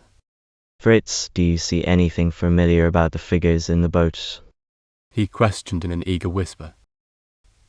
Before Fritz could study the landing party more closely, the two boys were ordered back to the campfires, and try as they might to get another view of the beach and the new arrivals, they were unable to move far enough away from their guards to do so. That's bad luck, grumbled Dick. I had an idea that Tim and Tom were in that boat, but just when we might have been able to make them out, off we are hustled, and I don't know now whether it was them or not. If it was, they will be here plenty soon enough, said Fritz. And then when we are all together once, who will get to Vincennes in time already? That will be bad, said Dick seriously. If this one group of soldiers should round up both parties of us, I'm afraid the general's message will never get through, and we'll all swing for our past adventures in this awful war. But come, don't let's worry about things that we are only guessing at. That may not be Tom and Tim, and really, I don't see how it could be. For about 15 minutes nothing new happened, and Fritz and Dick began to hope that Dick had been mistaken in his surmise that Tom and Tim were coming ashore.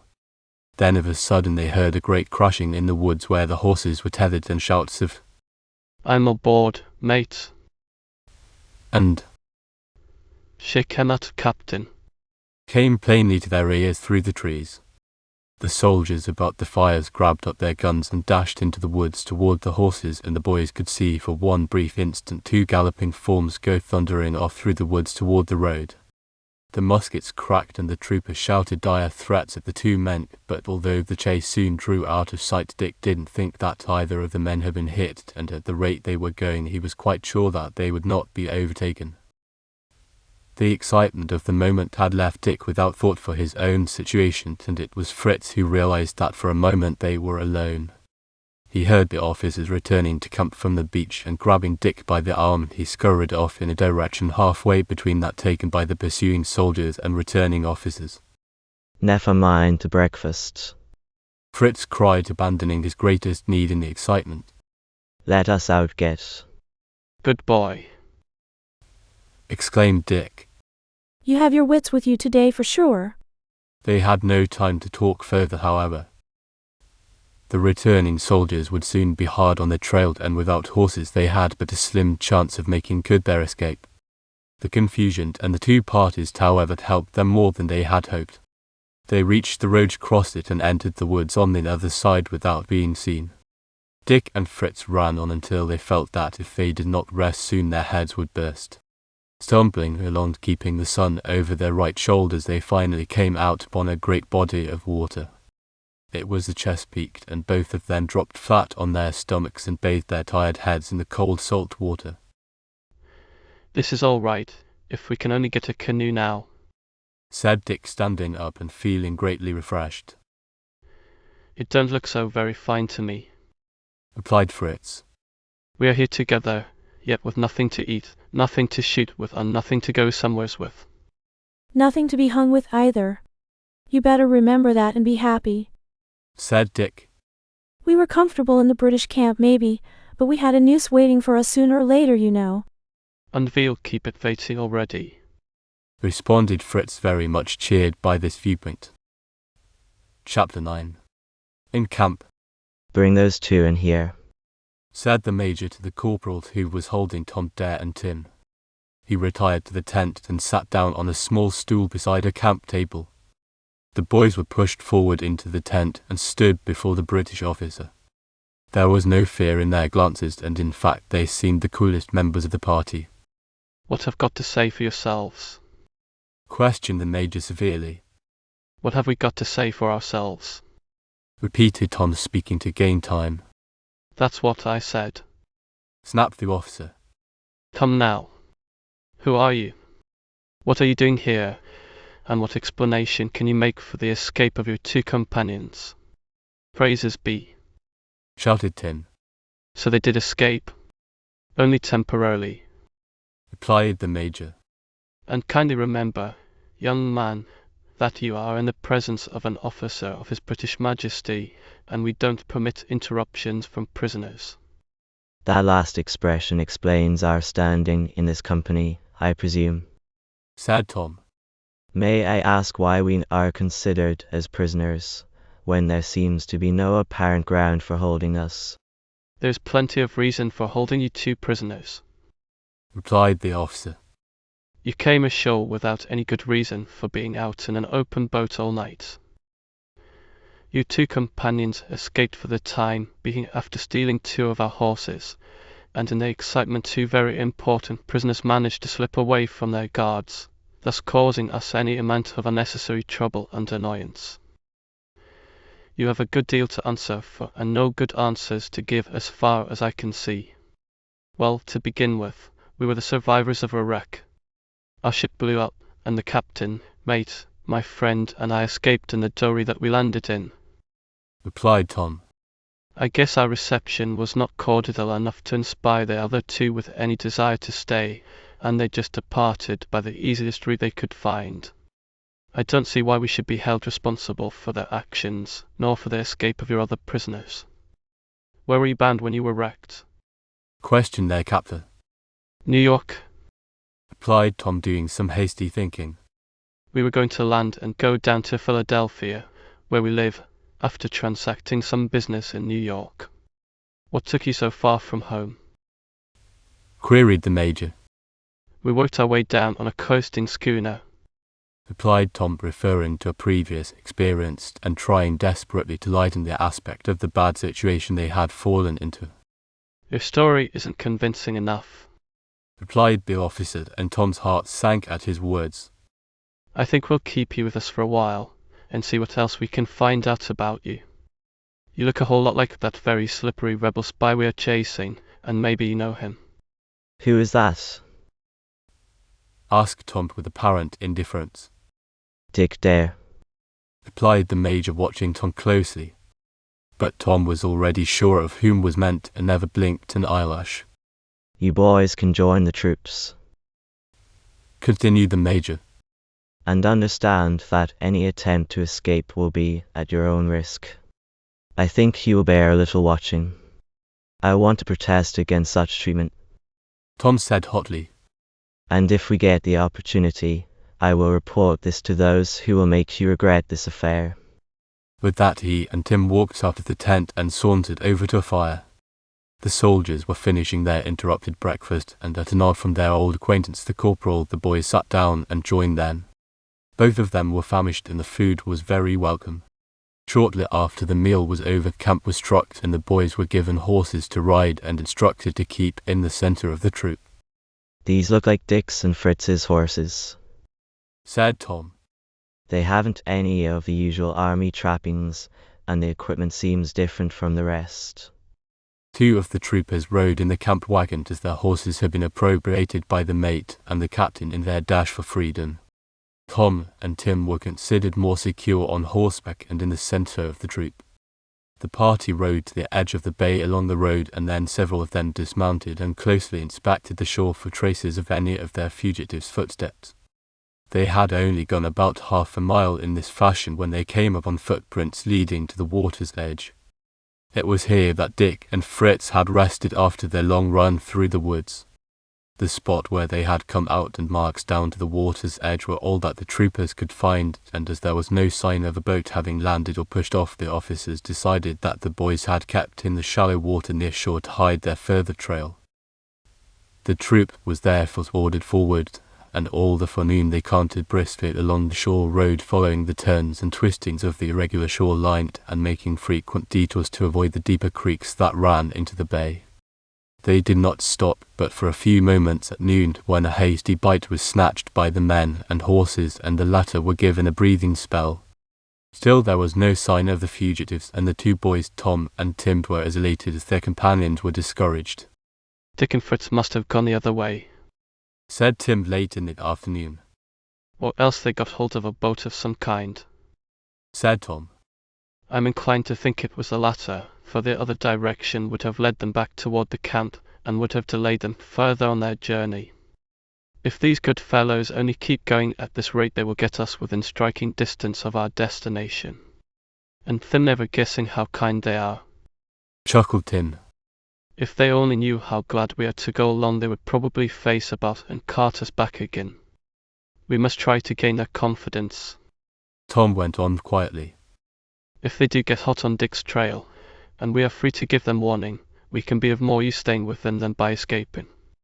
That's a fine idea, said Tim, greatly pleased with the new turn things had taken. And of course, at the end of the chase, if it only lasts that long, we'll try to make our escape and get to Vincennes with Dick and Fritz. But I suppose that's almost too much to expect. I don't know now. This pack of hounds seems mighty anxious to catch up with your brother and the Dutchman, and I'm after thinking they'll stay right along to the end of the chase. Let's hope the chase only ends in Vincennes then, replied Tom hopefully. That night the British party were able to make out the lights of several campfires across the bay. The day's trip had brought them near the headwaters of the Chesapeake, and across the narrow portion of the water the glitter of the fires could be easily distinguished.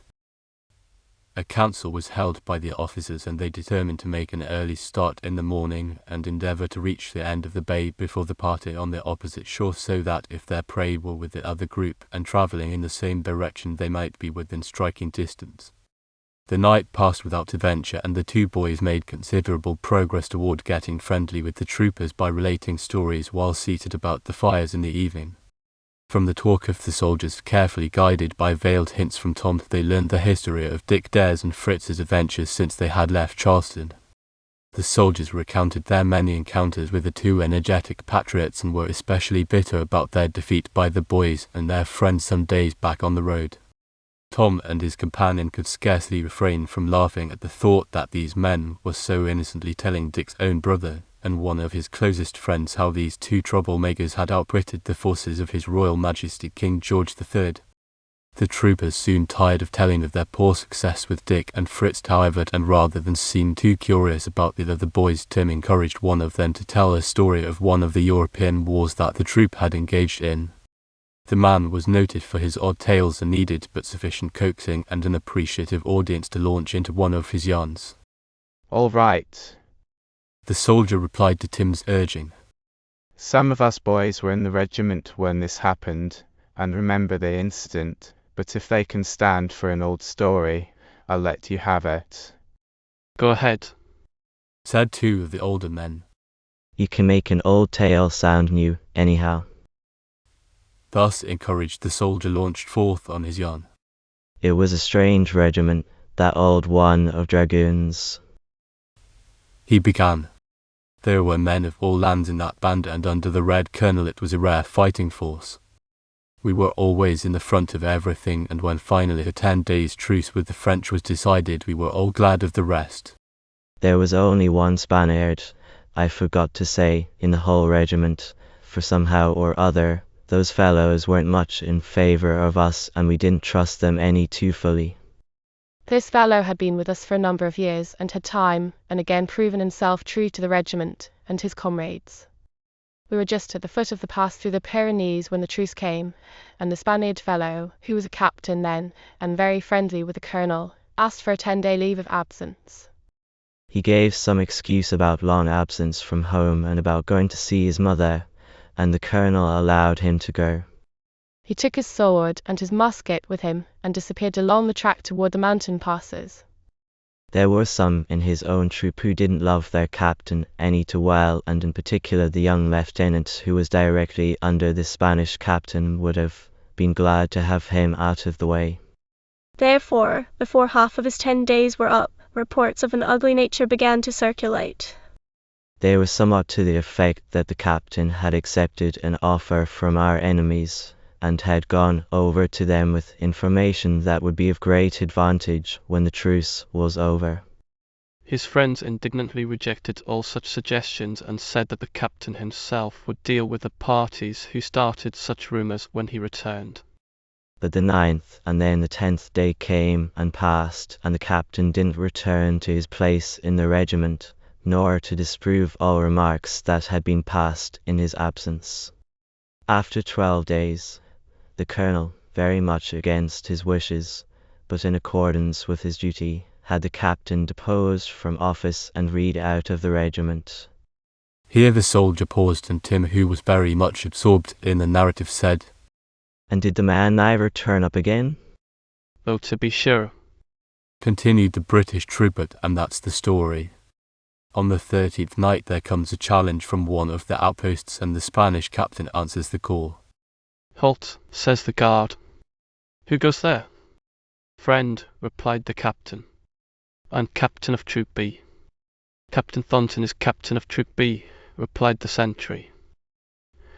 'You are no longer a member of this regiment.' 'They read you out of it yesterday.'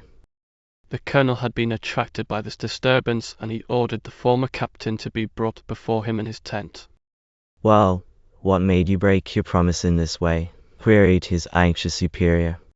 'I couldn't help it,' replied the captain. 'I was afraid when I'd asked for leave that if I gave the right reason you wouldn't let me go, so I said it was to visit my mother. But she has been dead for 2 years now. In our mountain country of northern Spain we have what you call blood feuds, and when they are once started the end only comes with the extinction of one or both families concerned. In our family there has been such a feud now for 20 years, but it is no more.' 'Go on,' said the colonel, 'explain your overlong absence.' 'That was the cause of it,' continued the captain. 'I received word that the last 2 men, the only ones left of our enemies, had been seen about my house, and that my wife and 2 children were in danger.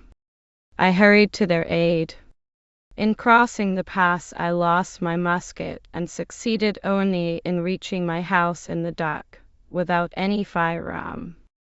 There was but 1 old gun in the house, and, worse luck, there was but 1 charge for that. However, our enemies who were trying to starve out my family didn't know of my arrival. I waited day after day, hoping sometime to get them both in line and to kill them with but a single shot. Day after day they went for water at the well, and lurked about the grounds around the house, but never did the chance I was waiting for present itself. Then finally, on the 11th day of my furlough, the opportunity came. And now they are both gone, and I am here." The colonel's face beamed with pleasure, for his confidence in the captain had been justified. "Thornton is captain of Troop B now," said the colonel. "Your leave of absence was, I remember, for 20 days, not 10. "Good night, Major." "So," cried Tom. He was not only forgiven for his overstay of leave, but promoted in rank. That's a strange story for sure, muttered Tim. And you say it's true? Absolutely, replied the British soldier, and his two old comrades nodded their assent. In the meantime, the men were preparing for their night's rest. In a very few minutes the whole troop was asleep. Chapter 10. Helper. Dick and Fritz, not wishing to lose any valuable time, struck out along the shore of the bay, keeping in the shallow places and thus concealing their tracks. They searched vainly for a boat or any craft that would move them out of the path of the pursuing English troopers, but for half a mile they discovered nothing at all. the activity of the troops in this section must have forced everybody who owns a boat to hide it very securely, said Dick. Yeah, and if we should get away from those fellows and to the other shoals, we would have to do it swimming, I guess, replied Fritz. We'll get swimming enough without going out into the bay for it, said Dick. Here we are at a creek and no way to get past but to swim for it right now. I hear something, whispered Fritz suddenly, and the two boys dodged back into the marsh grasses at the mouth of the creek. After hurriedly making themselves as inconspicuous as possible, they peered out through the grass to see what it was had alarmed them. The boys were by no means frightened, but neither of them wanted to fall into the hands of a larger party of the enemy after their recent escape. It's something going up the creek, said Dick. Sounds to me like paddling. Make here's where we get our canoe yet, Fritz said hopefully. Indians. Whispered Dick as a canoe rounded a bend above them. Not on the war path either, for the squaws are with them. Can we speak with them? Questioned Fritz, who was decidedly anxious to get into a canoe and stop this incessant walking, riding and running that had kept them so busy for so long.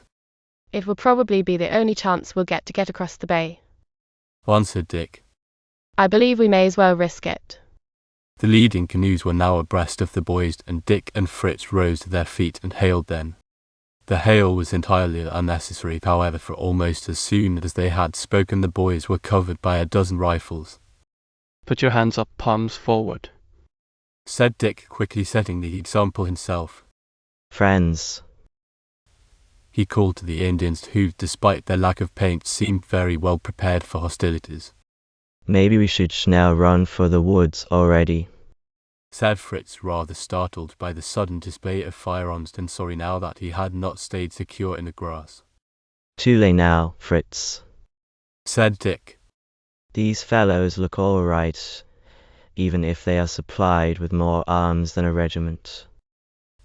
Dick and Fritz approached the edge of the creek, walking waist deep in the tall marsh grass. Us no like redcoats, Dick volunteered, pointing toward Fritz. We are Americans, no like redcoats.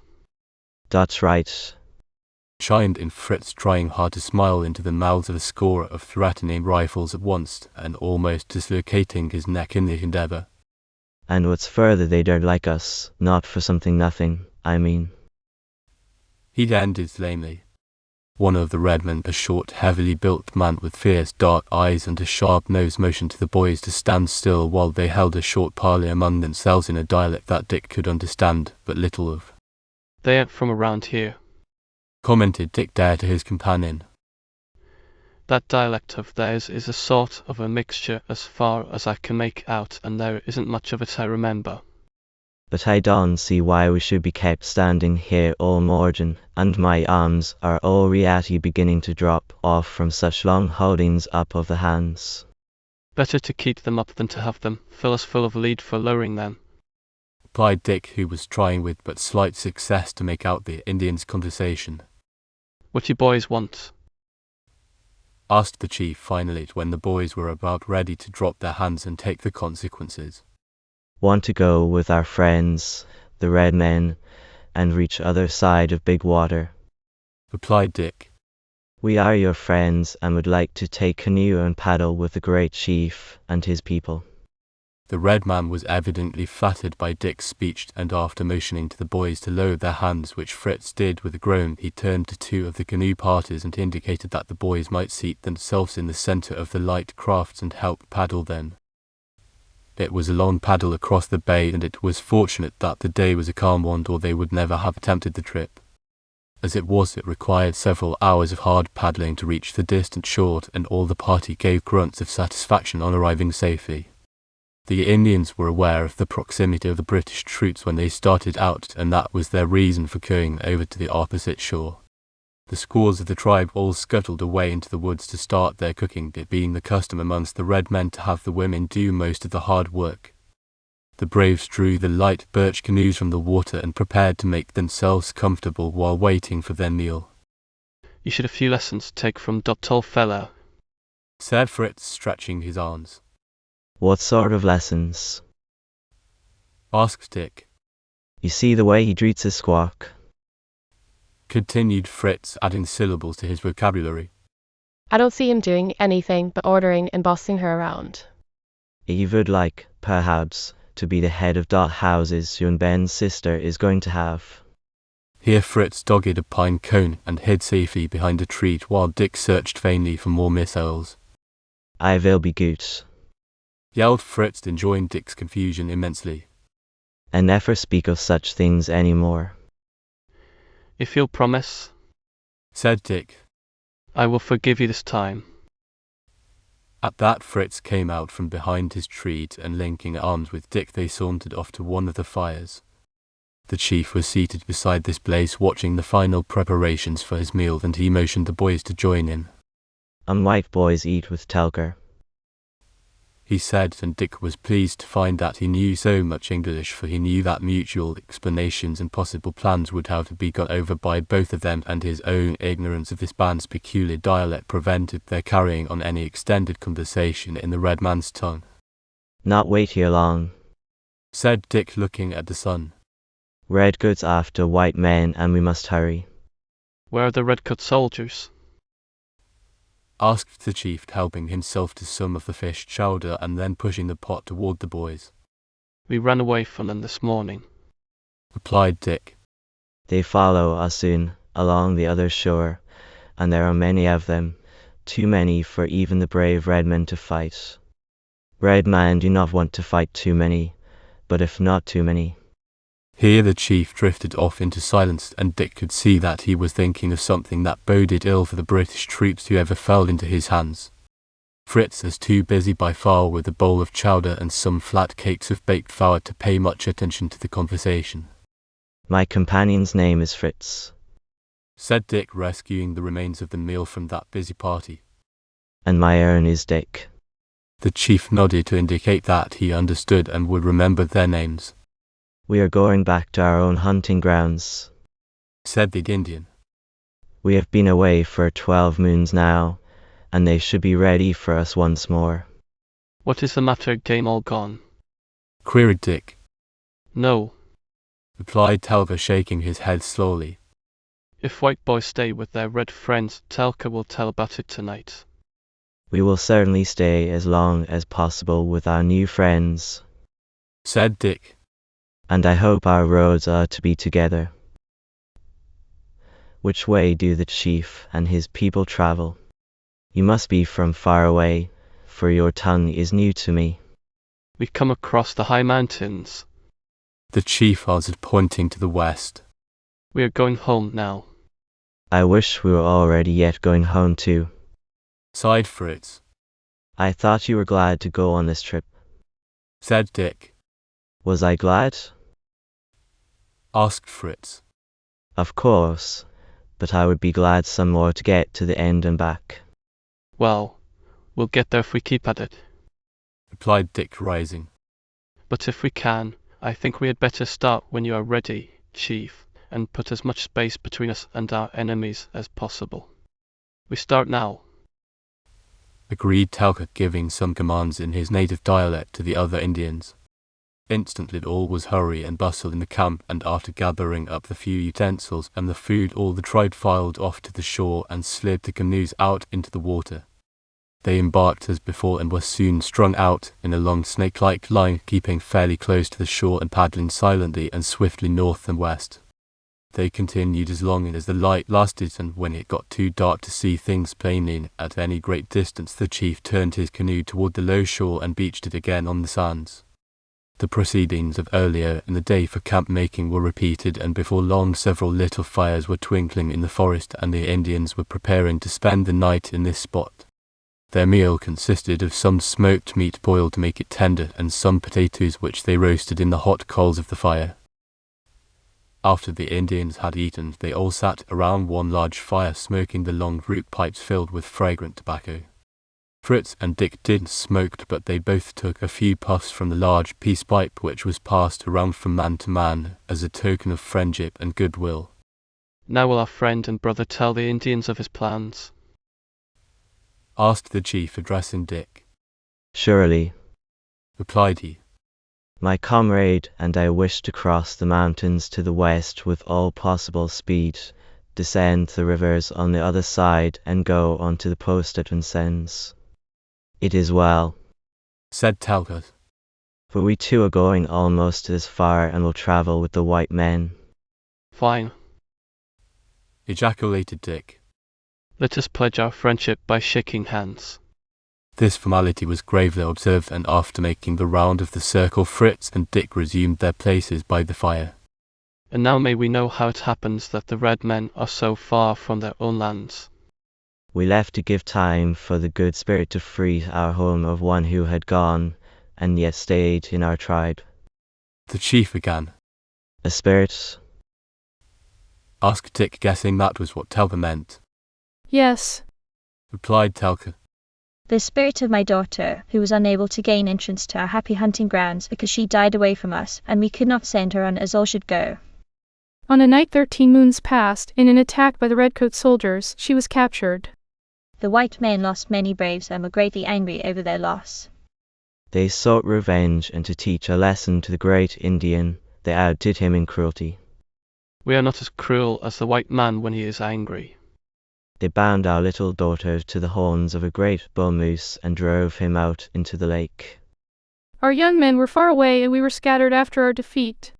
But, with a few of the older men, I was following their march, waiting to rescue my girl. And after they had done this awful thing, we caught up to them and could hear the great animal threshing about near the shore of the lake, and could make out a burden on its head. We shot the moose, but my daughter was dead when we reached her. Every night from then on for many nights we could hear the spirit of the moose crashing about in the forests, and we could hear the screams of our lost sister bound to its head. Then came a message from the good spirits, and Red Wing, the son of a chief and a man of wisdom, our own prophet, delivered to us the message. We were to go away from our lands for 12 moons, and when we returned our sister would be in peace in the happy hunting grounds beyond, and the red man would have his chance to revenge her death. And so we return, after 12 moons of wandering, and we are to have our revenge. It seems terrible that any British officer could permit such a deed, said Dick hotly. And although the white man's God does not wish his children to seek revenge from their enemies, I can't blame you for feeling that you are entitled to it. A chorus of grunts went around the circle of braves, and Dick felt that some day the red-coated soldiers would pay heavily for the deed that some of their number had done. I would not like to be a red goat, but in whatever they get, they more yet deserve, said Fritz. The whole party were rather depressed at the recital of their wrongs, and in a short time they rolled up in their long blankets and dropped off to sleep. Chapter Roman 11. Following the trail. Tim Murphy and Tom Dare both felt that they had only just dropped off to sleep when the bugle called them back to the cold world of men and war. The British troops were making an early start, and before the sun was over the treetops the men were in the saddle and once more on the trail of their prey. The day promised to be a hot one before the sun was very high, and the troops were thankful when the road led them through brief snatches of woodland, for the shade was very grateful. They rode onward until about 10 that morning, when suddenly the leaders who were keeping a sharp lookout for signs of the fugitives came to an abrupt halt. The road led close to the water's edge here, and something that they had seen was evidently of great interest. Must have found a trail or some sign of the men you are after, Tom said to one of the soldiers. I suppose if you catch those fellows, Tim and I can leave you. I don't know, but I guess the Major won't hold you any longer if we have the other parties in our hands. What do you want to hurry away from us for anyhow? We're bound north and you fellows don't seem to be going that way. Tom replied, being careful to say nothing that would make the British soldiers suspicious. Sure, and I wouldn't mind travelling a bit with you, if it wasn't for the awful hours you're keeping, said Tim, yawning. You keep us all up all night with good stories against which I have nothing, but to rout a man from his bed of roses at such an hour as we were this very morning is positively indecent. There go the officers, said the trooper on their right as the little group rode past. They had been following in the company's rear, but the halt told them that something had happened up front and they were galloping up to investigate. The bright uniforms and well-fed forms impressed Tom with the great difference between these well-paid soldiers of a foreign monarch and his own struggling friends. They make a pretty sight, he said half to himself. Why don't you join the regiment then? Asked one of the soldiers who was paid a commission for securing recruits. We all have the chance to rise, you know, and a couple of likely young fellows like yourselves ought to get along rapidly.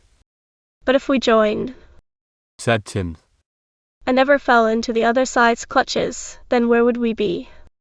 And with such capable men above us as yourself, our promotion would, I'm afraid, be slow, Tom added diplomatically. The ambitious Britisher was too much flattered by this last remark to have any good reply ready, and before he could think up any new reasons, word ran down the column to move forward. They may have found a trail, said a redcoat as the news sifted back through the ranks. Just the two of them? Queried a comrade. I'm surprised that they found it. No, seems that there are a lot of Indians in this party, but the scouts seem to make out the footprints of two men who had shoes on. That's the pair, I'll wager, said a third. That is how they got away from us yesterday. Found some friendly Indians to take them away in canoes. No wonder we couldn't find their track. Tom made no comment, but he gave Tim a knowing wink which so distracted that worthy's attention that an accident was only barely avoided.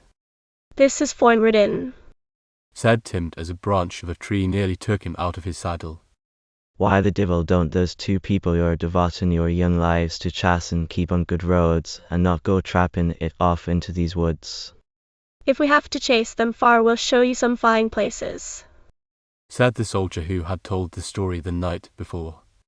Those two led us some pretty chases back on the old roads, and from the looks of this log track we're following, we'll be getting into worse ones before long. And a fine time we'll be having getting back to New York, or even Philadelphia for that matter, after we have been keeping you company in these wild wanderings ages upon ages. Tim complained. Don't blame us for it, answered his old friend. It's the officers' doings, you know, not ours. Look out, Tim, yelled Tom Dare suddenly as the trooper's horse ahead of the Irish boy shied violently and rose so high on its hind legs that it almost seemed that both horse and rider would topple over backwards. Faith, and what's the trouble with ye? Queried Tim indignantly of the man ahead. Don't know, replied he, trying to appear calm but really very much alarmed. This nag must have seen a ghost. There it goes, shouted Tom, leaping quickly from his saddle and darting into the underbrush. Come here quick, some of you. I haven't any gun or sword, or even a stick. 2 or 3 of the men followed him and hastily stepped aside as a huge rattler turned with waving head and darting fangs in their direction. Let's have your gun, said Tom, quickly reaching out his hand for the weapon nearest him. The soldier handed it over and retreated to a safe spot out of reach of the threatening reptile. Tom took careful aim and pulled the trigger. At the same instant he jumped back out of reach, but he was safe where he had stood. The shot, fired so close to the mark, had fairly blown off the head of the dangerous snake, and the soldiers gave a hearty round of applause at this excellent exhibition of marksmanship for the swing of venomous snake before one it is most difficult to fire true the first time. Good shot, young fellow, said the recruiting sergeant heartily. I'll ask the major if he doesn't think he could be trusted with a rifle, for a man like yourself would be a valuable addition to our ranks. Thanks, said Tom hopefully, for he certainly would like to succeed in getting a rifle. He could see that the recruiter was still hopeful of enlisting the boys. And sure, if you trust that boy with a gun, I'm to be getting one at the same instant, said Tim. You should see the rattles off the hundreds of snakes I myself have killed entirely yet. Tim said this with a broad grin on his face, and the soldiers could not help laughing at his remarks. The sergeant, however, saw that Tim really wanted a gun if Tom got one, so he promised to do his best for both of them. The log road that they had been following now was reduced to the roughest kind of a mountain trail, and their progress was greatly impeded. It was soon evident to the officers and men that the wagon with their supplies could never be brought along this trail, and in fact the horses seemed to be more trouble than they were worth. We'll have to dismount and finish this pursuit on foot, said the major finally. The trail is very recent and our men cannot be very far away. If we hurry at this stage of the game, said one of the junior officers, we ought to be close to them soon, and it may save us endless days of pursuit. Then let's be quick about things, said the major sharply. You, Captain Schaefer, return to Richmond and await us there. Take 10 men, all the horses, and our utility wagon. We may catch these men in a day or two, so wait for 4 days at the foot of this hill, where the brook crosses the roadway. Then if we get our men and strike the back trail quickly, we'll have our mounts and won't have to foot it all the way home. Don't delay after 4 days, however, for the country is full of roving bands of traitors and rebels, and we can't afford to risk all these horses any longer. Your responsibility is a heavy one, Captain, but I am sure you will fulfill it with all care and diligence. The captain saluted and said, I'd like to go on with you, Major, and round up those young rascals in a hurry, but I expect to see you back at the end, or before the end of 4 days, and the best of luck to all in your pursuit. The men, at orders from their various superiors, dismounted and hurriedly gathered their blankets, canteens and weapons together, fastened their accoutrements in a roll and slung them on their backs. If there is anything a cavalryman dislikes, it is to be transformed into a foot soldier, and consequently there was some little grumbling amongst the men. Tom was uncertain as to what party he was to go with, and rather undecided in his own mind as to which he wanted to stay with, walked forward to where the major was standing superintending the actions of some of the troopers. Tim followed him and suddenly grasped him by the shoulder. Try to stay with this bunch, Tom, he whispered. We'll be able to do heaps and heaps of good for Dick, and we'll be after getting all the nearer to our journey's end. Good idea, said Tom, being decided by this argument to do his best to continue with the larger body of men. What's a good idea? Suddenly asked the young fellow whom Tom had noticed talking with the major when Tim and he were captured. We keep our good ideas for those who are able to appreciate them, replied Tom, for his first encounter with this youth had left him with no very pleasant feelings toward him. We'll see about that, said the other, advancing on Tom. I'll teach you how to answer a gentleman when he speaks to you. When a gentleman speaks to me, I'll know how to answer him, replied Tom, while Tim burst out laughing. The added insult to Tim of his laughter was too much for the hot-blooded southerner, and he sprang at Tom with an arm upraised, intending to show the dear boy who was master in this case. But Tom had had too many of such little frays to be caught napping, and quickly stepping aside he stuck out his foot and pushed the furious boy as he plunged past him. Tim was standing directly behind where Tom Dare had been, and he grabbed the falling figure as he lost his balance with Tom's push. Saved your life, me little man, said Tim, carelessly letting the young fellow slide prone upon the ground. He then turned and walked away with Tom toward the major. Har har, laughed the soldiers, greatly tickled to see the southerner get a tumble. You uns got a fall that time for sure, said one. The indignant object of these remarks, however, was hasty brushing off clinging pine needles and dirt, and meanwhile hurrying up after his 2 intended victims. The boys had reached the major, and that officer was having difficulty in restraining his laughter, for although some distance away he had seen the incident clearly. Tom saluted and said quickly, my companion, and I have gotten interested in this chase, and as it promises to last but a few days at the most, would like to go on with you rather than go back and await your return. We can't be set free, you say, until you capture whoever you are after, so we may as well try to help you out and hurry our freedom at the same time. 2 birds at 1 stone, volunteered Tim smilingly. These 2 fellows are up to something, interrupted the southerner, running up at that minute. I heard one of them say that he had a good idea, so they must be planning to escape. The major looked from the speaker to the 2 boys. They were smiling innocently. We had 2 good ideas, begging your pardon. Explained Tom. One we explained to this young man, and the other one to you. They were both all right, I think, said the major. And I think, as these boys are in my charge at the present time, Mr. Wilson, you had better leave them undisturbed in the future. It looks as if it would be better for both of you. But sputtered the excited fellows. They insulted me, they. We'll discuss that at another time, said the officer coldly. You may go now, he added, turning to the boys. They withdrew and returned to the busy camp of soldiers, who inquired how the old man had taken the affair. All expressed their pleasure at the way the boys had handled the arrogant young civilian. Evidently, Tom said to Tim. That fellow hasn't made himself popular with the men. Nor would I, myself, already yet, replied Tim, if it wasn't to our very best interests. Well, we'll have to make the best of it for a while, returned Tom. We'll do more good right here than anywhere else I can think of. The men had by this time finished their arrangements, and with some parting jokes and laughing remarks, the 10 selected men who were to take the back trail strung out the horses in line, and leading and driving them at the same time were soon out of sight, winding along the twisting log road.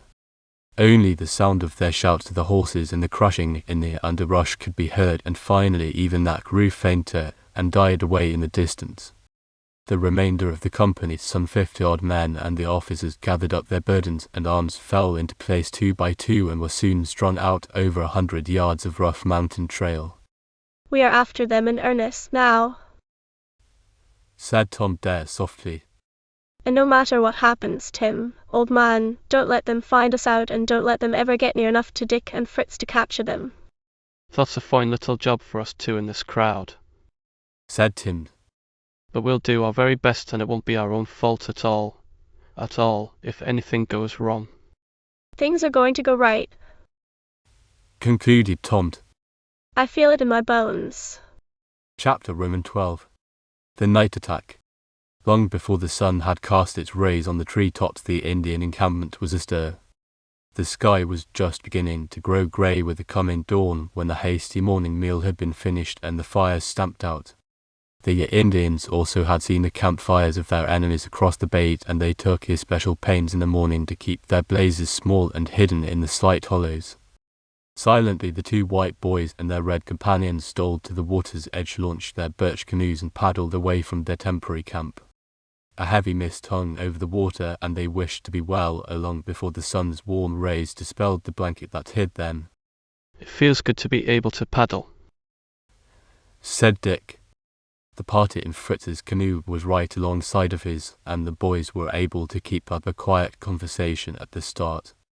He would by now be half to death frozen already, replied the Dutch boy, plying his paddle vigorously. Let's put a little energy into our strokes, suggested Dick. We'll try to get up in the lead and keep the pace up. I am already pushing so fast as I can, replied Fritz. Then we'll leave you at the tail end in about 5 minutes, said Dick as he dug his paddle blade deep into the water and sent the frail canoe ahead by leaps and bounds. The Indians in Dick's canoe caught the idea at once, and although Fritz and his companions started right after them, they were not able to catch up. Dick soon was parallel with the chief's canoe, and here his companions stopped paddling and looked at Helga for instructions. We have caught you so soon, panted Fritz, drawing up abreast at that moment. You never would have if we hadn't stopped so as not to lose you, answered Dick. Sometimes you are right, not, and this is it, said Fritz. Which way now, Chief? asked Dick of the Indian. You can follow Talger, said he, and speaking to his bow companion, the chief suddenly drove his own craft out ahead of the others, and with a quick succession of powerful strokes was soon several lengths in the lead. Dick Dare and his party were soon after the flying leaders, but the chief and his paddling mate were well matched, and strain as they might, the others could do no more than hold their own and never gained a foot. If they had started to overtake Talgert, he could undoubtedly have drawn away from them with a little added effort, for the two in the foremost canoe seemed not to be exerting themselves to their fullest. Half an hour's paddling of this kind brought the leaders almost over to the other shore and some distance further to the west. The chief now ceased paddling entirely and held his shining blade in the air as a sign for the others to slow up with him. Then nearness to the shore made silence necessary, and when the sternmost craft had come up they all moved forward very cautiously. That was warm work, said Dick quietly. The chief can certainly give us lessons in paddling. Another half-minute, and I surely have been a deader, replied Fritz. Such work I never did yet in weeks before. Keeping close to the shore, the little flotilla went onward until they reached a small brook opening into the bay. Here they could see the narrow road running close to the water's edge. We land here, ordered Talcott, turning his canoe toward the bank. What are you going to do with the canoes? asked Dick. Seems a shame to destroy them. We will all get out except 4 of the young men, said Talga. They will tow the birch boats to the land out there, and we will send word to our brothers, the Delawares, where the red man has hidden them. They may have them, for they were our friends when we came across the mountains 12 moons ago. I'm glad they are not going to be wasted.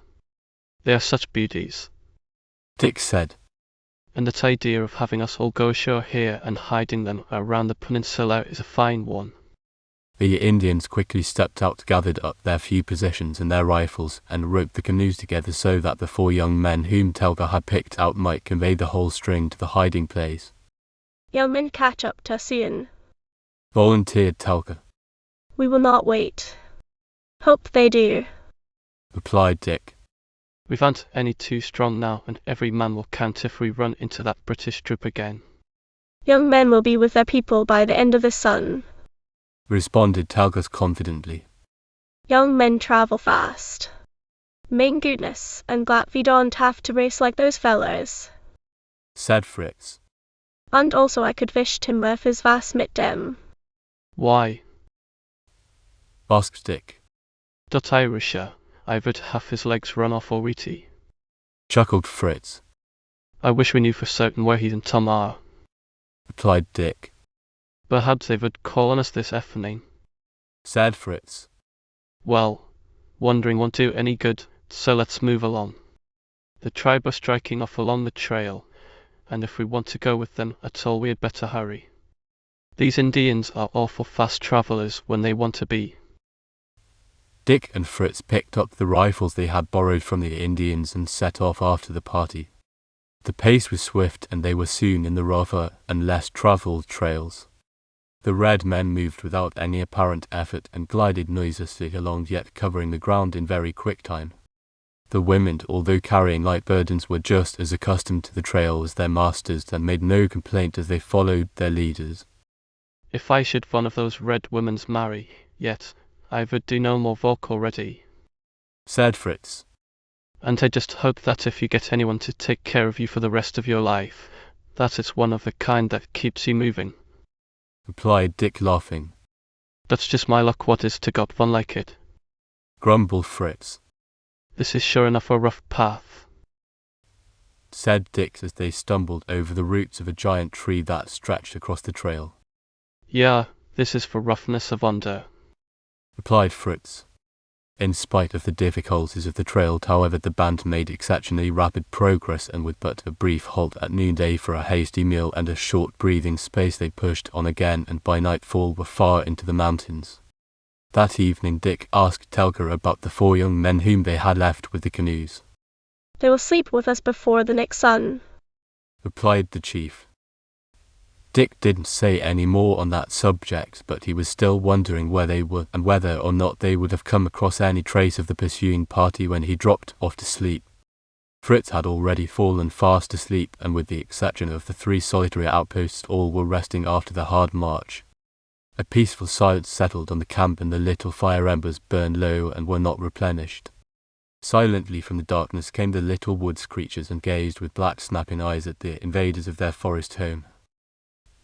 Even the sentinels grew drowsy and had to change their positions to keep from falling asleep. Then of a sudden all the little feathered and furred folk vanished into the wood. The Indian outposts crouched silently behind protecting trees and then ran to the sleeping camp and hurriedly awakened it. A shot and then another had come to their ears, faintly borne on the night wind from far down the valley. Even as they roused the tribe, more firing could be heard, and Dick and Fritz, like their red comrades, hurried to grasp their weapons and prepare for trouble. "I'll bet it's those 4 Indians in some sort of trouble with the British," said Dick, remembering his thoughts of earlier in the evening. "You're a young man, isn't it, Chief?" he asked of Telga. "Not know," responded that Indian, looking rather anxious about the matter, however. "Indian find out soon." "We'll be with you while you're finding out, then," said Dick. "Yeah, I will be finding out who has been shots firing into main sleep yet," Fritz added. The men of the tribe all filed off into the darkness, following Telka's lead, and Dick and the German boy followed.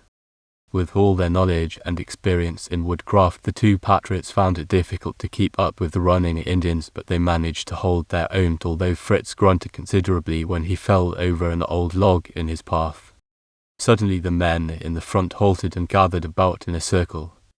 Dick, coming up behind them, saw that they were grouped about 3 half-naked Indians whom he took to be the young men they had left behind. Evidently one of them was missing. The Indians were talking excitedly in quick, short sentences, and Dick gathered that they had come upon the Redcoat camp, taken a few shots at the pickets, and in the running fight that had followed, one of them had fallen and had been overtaken before they could help him. They were uncertain as to whether their comrade had been wounded or had been overpowered. At any rate, he was now a prisoner in the camp of their enemies, and even the older men counselled an attempt at rescue. They were eager to be avenged on their ancient enemies. "We will bring our brother back with us."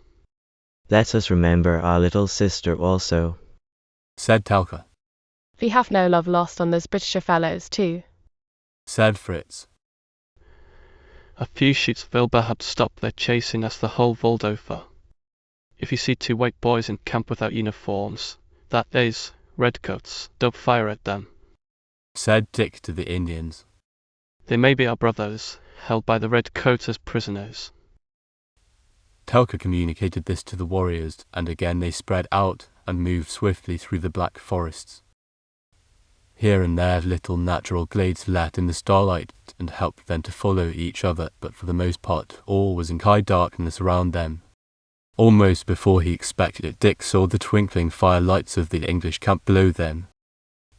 Their pace decreased to a more careful one, and the whole party spread out into a fan shape without any orders, each man his own generals, as is the Indian custom. Dick and Fritz were far to the right, and they began a stealthy approach toward the British. Their comrades were soon hidden from view except for Telga, who kept near them. They had drawn close to the line that should have marked the posts of the British pickets when Dick, Fritz and Telga caught the sound of a voice close at hand. No figures was visible, which afterward proved to be the important thing, but nevertheless the 3 paused and listened intently. Telga finally motioned the boys to creep forward again. They were all mystified about the lack of soldiers about the fires in the distance. The blazes burned brightly, but no forms showed between them and the silent red men. Suddenly from the other side of the circle came the call of a night bird, and the tribe knew that the other end of the line had reached their position. When Telga answered that call, the fight was to begin. But the chief never had to answer it. The sound of the bird call had just died away into silence when a voice near the little group said softly in a rich Irish accent, "Faith and its diff oin are forgetting to be. Love." "Temel. Tom," called Dick quietly. But he had spoken too soon. There was a British soldier with Tom and Tim, and behind them, about 20 yards, were a full row of men lying in wait for just such an attack as was threatening them.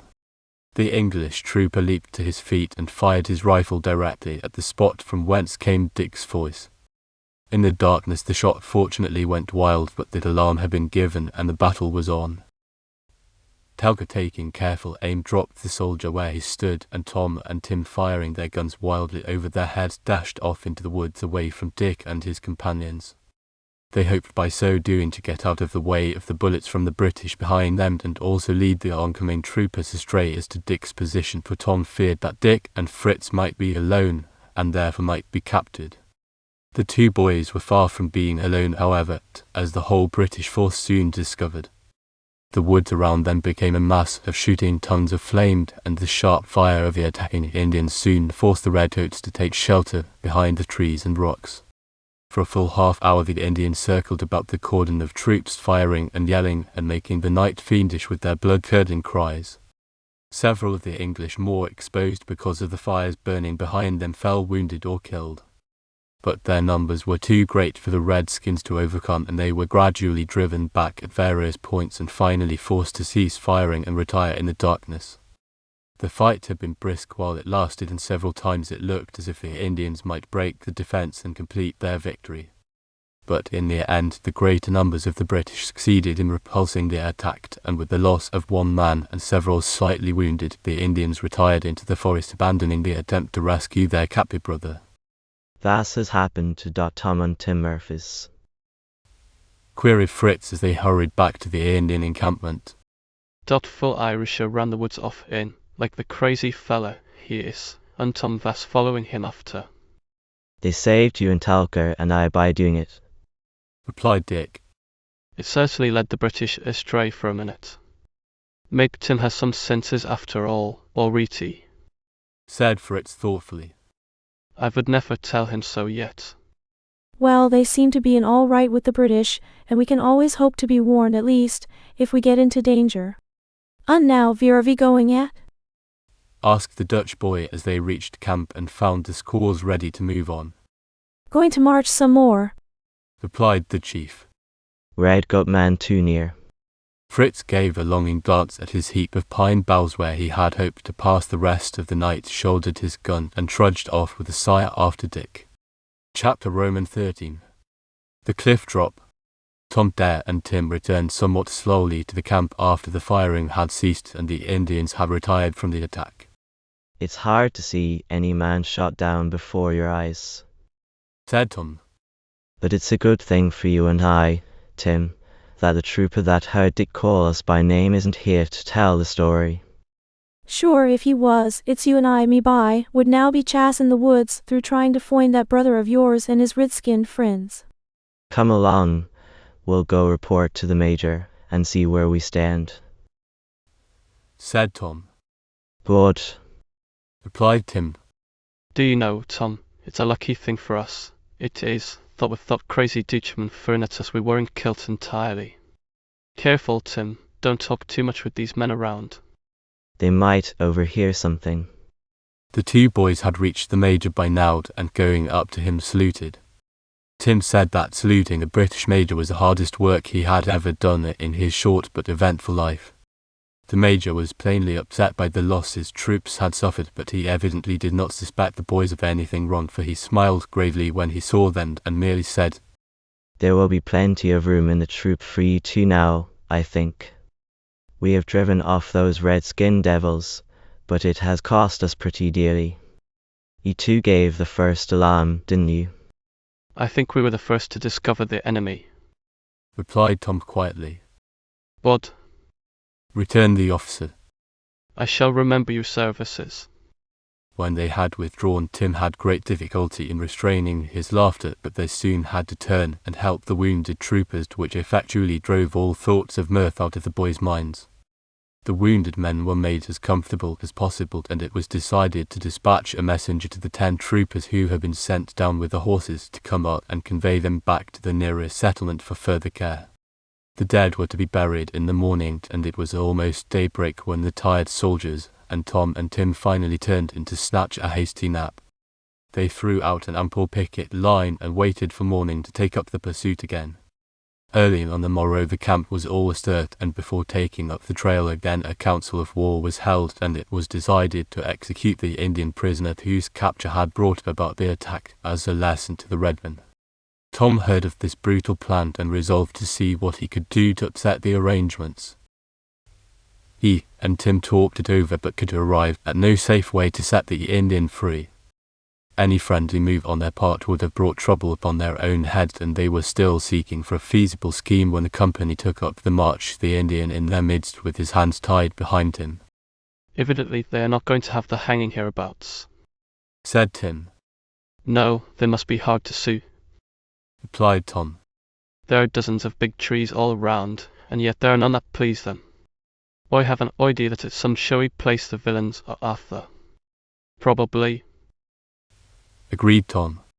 They want to make an example so that every Indian that goes through these forsaken parts can see. Hi there, boys. The Major wants you back at the end of the line, called a trooper to Tim and Tom just then. All right, responded Tom as they turned to obey the summons. That can the old fella be after? Queried Tim. Don't know, answered Tom. But we'll see in a minute. The Major was walking rapidly along behind the first company of men, and by his side the young Southerner who had been in turn so antagonistic to each of the Dare boys. There's a very serious charge against you, young men, said the officer. Mr. Andrews here says you're friends of the party we are after, and that during the fight last night you communicated with them. What have you to say? Evidently, Mr. Andrews has been misinformed, for we held no communication with the enemy last night, and I hoped that we had proved our loyalty before you to your cause by our actions, replied Tom, looking the young civilian up and down while he was speaking as if he was some object of curiosity. I thought myself that you were all right last night, but it seems that no one remembers seeing you after the first alarm until the fighting was over, and that fact, together with Mr. Andrew's suspicions, and the further fact that you were with us under rather peculiar circumstances, forces me to put you to the test. The Major paused here, and both the boys wondered what sort of test the trial was to be. Well, far ahead, said Tim impatiently. We are here because you keep us, and then you're after doubting our wanting to be with ye. If you are with us as spies, and are friendly with the other party, you know the penalty, of course, said the officer sternly. We propose to hang the Indian prisoner this morning, if we reach the proper place before noon, and that execution will give you a good chance to prove yourselves. You are to be the ones to carry out the sentence. Tom was dumbfounded. They meant to make Tim and himself commit the murder, for that was what it would amount to of one of their own allies, one of the men who had helped Dick and Fritz. The idea was a shrewd one on the part of the British. Tim, however, instead of being upset by the idea, merely grew angry. Dave, and out of two respectable, quiet citizens, you would be making us to be your executioners, would ye? He questioned angrily. The Major shrugged his shoulders. Look at it as you like, my man, he replied. If you are with us it won't be hard, and if you are against us, well, you can take your choice. Yes, that was just it. They had planned as nice a trap for the two boys as could be invented. Tom felt tempted to blow out the Major's brains where he stood and take their chances in the woods. But the odds were too great even for his daring spirit, and the Indian would be still in the same position as he was now in. We must give that matter a little thought, said Tom finally. Even in our position as members of this troop, we need to get accustomed to our task, and if we may talk it over for a few minutes, we may be able to reconcile ourselves to our disagreeable duty. You haven't much time, said the Major shortly. We may come to our selected place any minute now, so be quick, and you had better turn over your guns to the corporal in the meantime. After you have proven yourselves worthy, you can have them back, and we will admit you in full standing to the troop. As they turned away, there was a sneer on the face of the young Southerner, and Tom felt doubly anxious to beat out their enemies on that account, for he had grown to cordially dislike the young civilian. Sure, and we seem to be up against it entirely, said Tim gloomily. We can't hang the poor devil of an engine, and if we don't there'll be no more of the likes of us around much longer, whatever. We've got to figure some way out of this, Tom said firmly. Have you any weapons about you? Weapons is it? Asked Tim. If you can call this folding knife a weapon, you'll be doing well. It may be better than nothing, said Tom. Try to keep it anyhow, and don't let anyone see it again. Where is it they are so anxious to hold their entertainment? Asked Tim. I don't know. We'll ask some of the men, answered Tom. Ask the corporal, said the first trooper they questioned. He has been through here before, and it's him as has picked out the spot. The boys went forward to find the corporal. They came up to him near the head of the line. Where is it we are going to string up the Indian? Asked Tom indifferently. Oh, it's a great place for a sign like that to hang, replied the corporal. There's a big bare tree, I think it's a cedar, and it's right on top of a rocky mountain's back. The trail we are following leads right up to it, and the only other trail around here runs. The Major wants you at once. A soldier ran up and interrupted them just at that point. Runs where? Said Tom eagerly. I will tell you when you come back from the Major. We are most there now, so you will see for yourself soon. So there's another trail, Tim, said Tom excitedly. And to think that we almost got a description of it, and then we are sent for. Well, we'll tell that old fox of a Major that we'll obey his commands under protest, and run our chances of. If it don't rain, it'll be a fine day, I'm thinking, said Tim, cutting short Tom's comment and plans as the young southerner came into sight. Do you know, Tom, there are some parties, mention no names, mind ye, that are certainly very nosy around these parts. And I'm thinking, my young rebel, that there'll be 2 young spies less nosy before a great while. Rejoined the youth. For one, I shall be glad to see the end of you. That a happy party it would be with another one like you about, replied Tim, looking for further trouble with their enemy. But the youth chose to ignore him and hurried on to the Major with the 2 boys following. Well, asked the officer when they had come up. What have you decided? There wasn't much to decide, replied Tom. We shall have to obey your orders, but we shall do so under protest, and shall report the matter to the representatives of the Crown when we get back to Philadelphia. I represent His Majesty here, said the Major. And your complaints will do no good. We are, I understand, approaching the spot which has been selected for you to perform your duty in, and you will soon be called upon to do your part and prove your assertion that you are not spies. We'll do our part, said Tom grimly, and thought at the same time that perhaps that part would be a counter surprise to the Major. The morning was well advanced before they finally came to a sharp rise in the trail, and after a half-hour of climbing they reached the summit of the ridge. The party ahead of them seemed to have scattered where the trail began to rise, and they were unable to find any trace of them on the upper ridge of the mountain. The great tree that had probably served before in the same gruesome office for which it was selected today stood bare and forbidding against the skyline. There didn't seem to be anything but sky beyond the edge of the ridge, while the trail they were on ran just below the top and along the back of the mountain. There certainly was no escape in that direction. The troopers formed in a semicircle to prevent any bolt for liberty, and the 2 boys walked forward with the Indian between them. His hands were still tied behind his back, and of the entire party, the redman seemed to be the least affected. He was prepared to accept his fate with the calm stoicism of his race. If we cut your ropes, can we escape? Inquired Tom softly as they drew near the tree. The Indian's eyes glinted responsively, and he nodded his head affirmatively. How? Asked Tom, pretending to fix the rope which was supposed to swing the Indian off his feet. Over the cliff edge. Roll down, replied the redman. Tom glanced up at the branches of the tree, apparently selecting one over which to throw the rope. In reality he was looking over the side of the cliff, and it was not an encouraging view. There was what looked like a straight drop of 100 feet before he saw a ledge, and further down in the valley he could make out the glitter of a tiny stream rushing down through the valley. Hurrying up there, called an authoritative voice from the half-circle of troopers. All ready, called back Tom. Then in a whisper he said, Out with your knife, Tim, and slice those wrist cords, and when I throw the end of this rope up into the tree, over the edge we must go.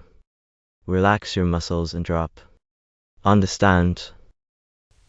He asked, turning to the Indian. Ugh, good, he replied. Tim stepped behind the redskin and with one strong pull severed the rope about his wrists.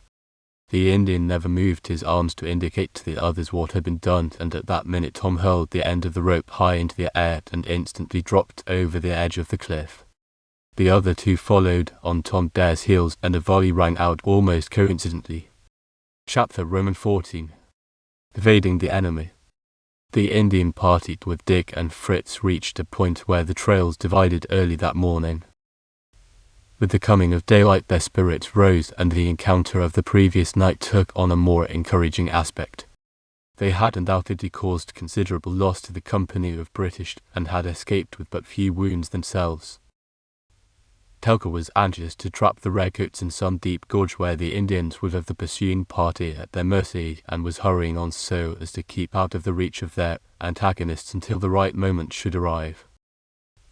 Dick and Fritz were anxious to reach the Ohio River near Fort Pitt, for there they hoped to get canoes to carry them down the river to a point directly south of Vincennes. Here Dick proposed to strike off through a forest trail and then travel north again to their final destination. Which way do we go now? Asked Dick of the chief. The bottom road, replied Telka. I'll spread out here. He commanded. We go up part way, come down again, so. And he showed the boys how they were to climb some distance up alongside of the trail and descend backwards so that the footprints would all point toward the top. By scattering over a wide space they would lead the British into thinking that they had decided to take to the upper path and had scattered to hide their trail, and by edging toward the right when they descended they would be able to come down on the branch track around the spur of the mountain and follow that to the end of the valley. They hoped to make the mouth of the valley by nightfall, and if the British stuck to the upper trail they would gain some distance unmolested. I hope this little stunt works, said Dick as they scrambled down the steep mountainside, holding sometimes with their hands and at others slipping and clutching at rocks and bushes. Yeah, mit all these troubles, it should sound good to yet, for sure, replied Fritz. I have no more skin my hands on already. Go right on and wear out the bones, then, laughed Dick. You've got to get down some way. There was a sudden slipping and sliding beside him, and before Dick could save himself Fritz had grasped him by the heels in a vain effort to maintain his position, and they both ended in a cloud of dirt and leaves at the bottom of the descent. But why don't you hold on, and not push me to the bottoms? Asked Fritz, digging the dirt out of one eye. You crazy Dutchman, said Dick. I'll have to leave you home until you learn how to stand up after this. Such an unreasonable fellow, sighed Fritz resignedly. Always I should got blamed for things. If you don't get up and brush yourself off, said Dick.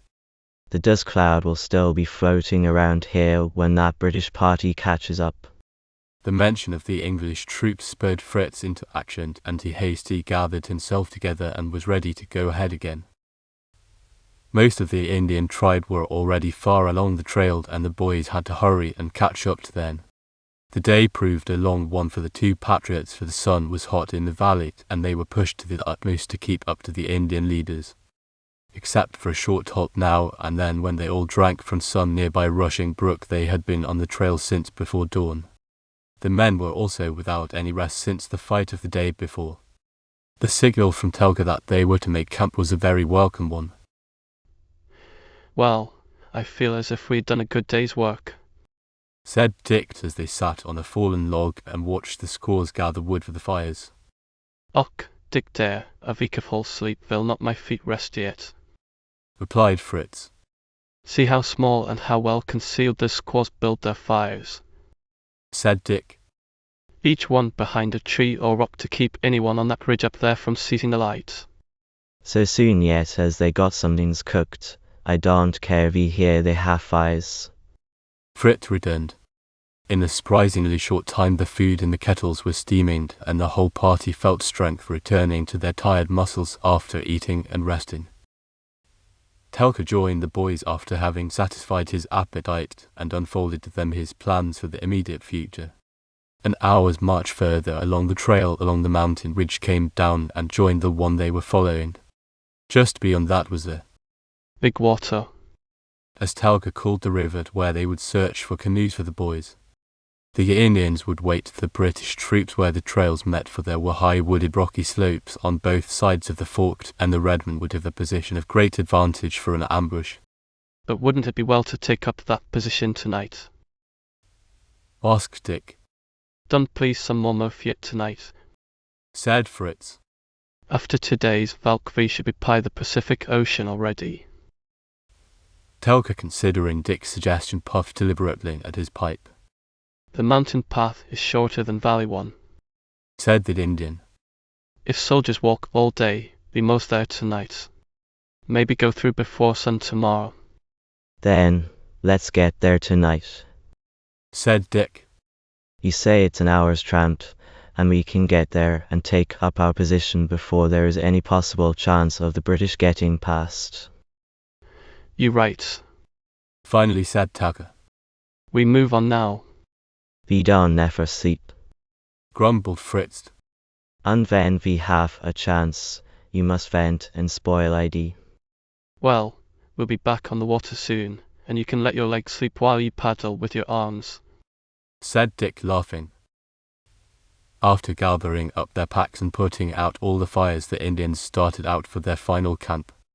It was pitch dark when they arrived at the selected place, and they all rolled up in their blankets wherever they could find a level space big enough to hold them. 3 of the Redmen stalked away through the trees to keep watch over the sleeping tribe, and both Dick and Fritz were glad that they were not forced to take turns standing guard after so long a day on the trail. The next morning proved to be wet and rainy, and although the Indians apparently did not object to the condition of the weather, the boys were both very uncomfortable. Their long campaigning, however, had taught them to make the best of everything. A careful investigation failed to disclose the whereabouts of the British troop, and Dick and Fritz finally decided to go ahead to the river bank, which was only a mile from where they had slept, and see what prospect there was of getting a canoe. One of the Indians accompanied them, and they hurried briskly down the trail through the fog. They had almost reached the river's edge when the Redman saw the glimmer of a fire through the mist and the trees. Crouching quickly, he pulled Dick and Fritz with him and pointed in the direction of the blaze. Evidently the fire was but just started and not burning strongly as yet, for it would flare up and die down as a breeze encouraged it or the dampness retarded it. Indian, whispered the companion. How do you know? Asked Dick, searching about him for some sign of life. The redskin pointed to the faint track of 2 moccasined feet, both exactly parallel with each other. White man no walk like that, said their companion. Wonder if they're friends or foes, whispered Dick to Fritz. The Dutch boy's teeth chattered with the cold when he started to talk, but the Indian motioned for them to be silent. Come, he said, leading the way into some long wet grass. Wriggling carefully along on their stomachs, the 3 made a detour about the spot where they figured the camp to be. The Indian left them for a few moments and approached nearer to the fire. In a moment he was back again. No good Indian, he said in a low voice. Not friend of Talker's people. Not friend of white boy. How many? Questioned Dick. The Indian held up both hands to indicate that he had counted 10 figures in the Indian camp. Canoe unsure, he added in a whisper. Only 1.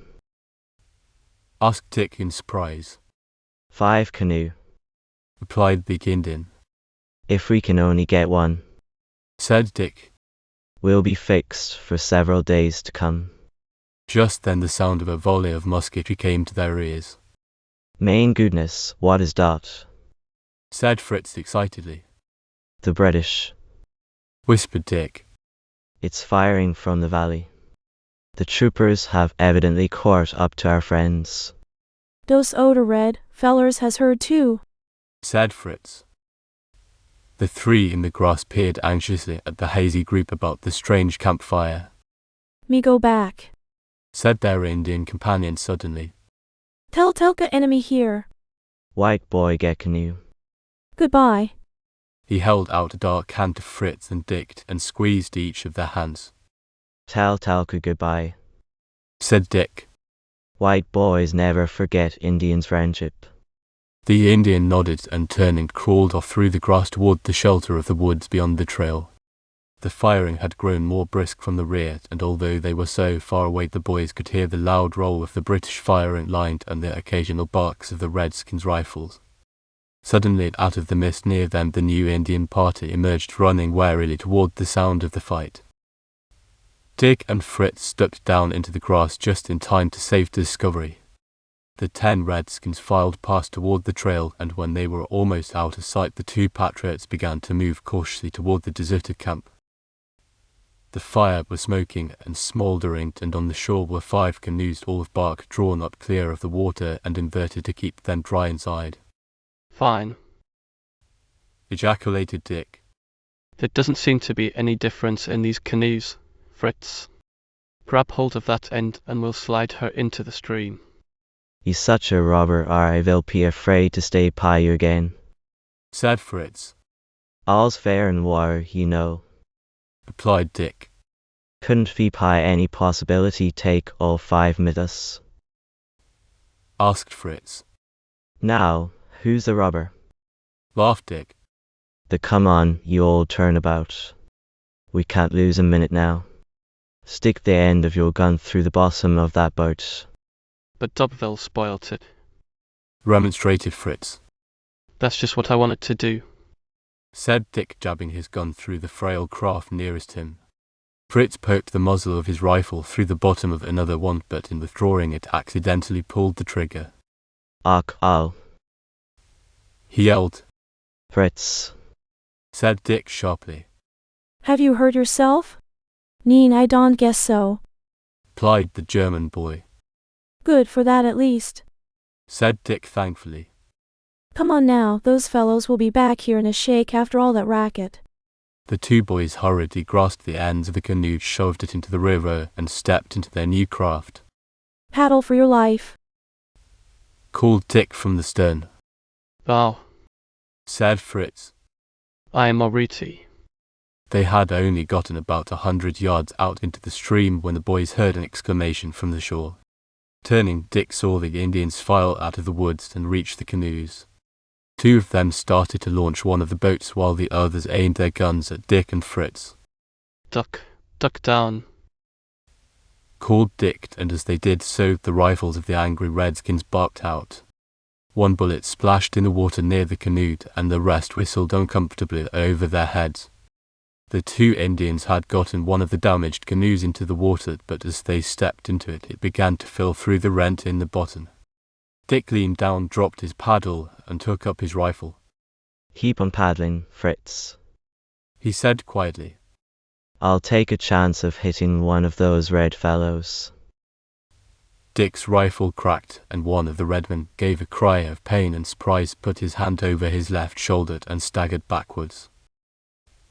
The others turned and sought shelter behind rocks while they reloaded their guns, which gave the boys additional time to increase the distance between them. They were now near the further shore, and when the Indians fired again, their bullets flew wild, leaving the boys unharmed. Run right to shore, said Dick. We'll carry this canoe with us for a ways and launch it again further downstream. The mist is rising, so we've got to hurry if we want to get away from those fellows without being seen. Chapter Roman 15. United. A week had passed since Dick, Dare, and Fritz made their escape from the Indians. They had paddled steadily down the river, and by making their night stops short and their day trips long, they had almost reached the point where they were to leave the canoes and take to the trail again. Guess we'll camp here tonight, said Dick when it had grown so dark that further travelling was risky. It looks like a good spot, and we'll get an early start and try to reach the end of our river journey by tomorrow night. Fritz breathed a sigh of relief. Oh, he said. it looks already like a good place to sleep. Well, we are on the last stage of the trip now, said Dick. and if we can keep up this pace we will get to Vincennes ahead of time.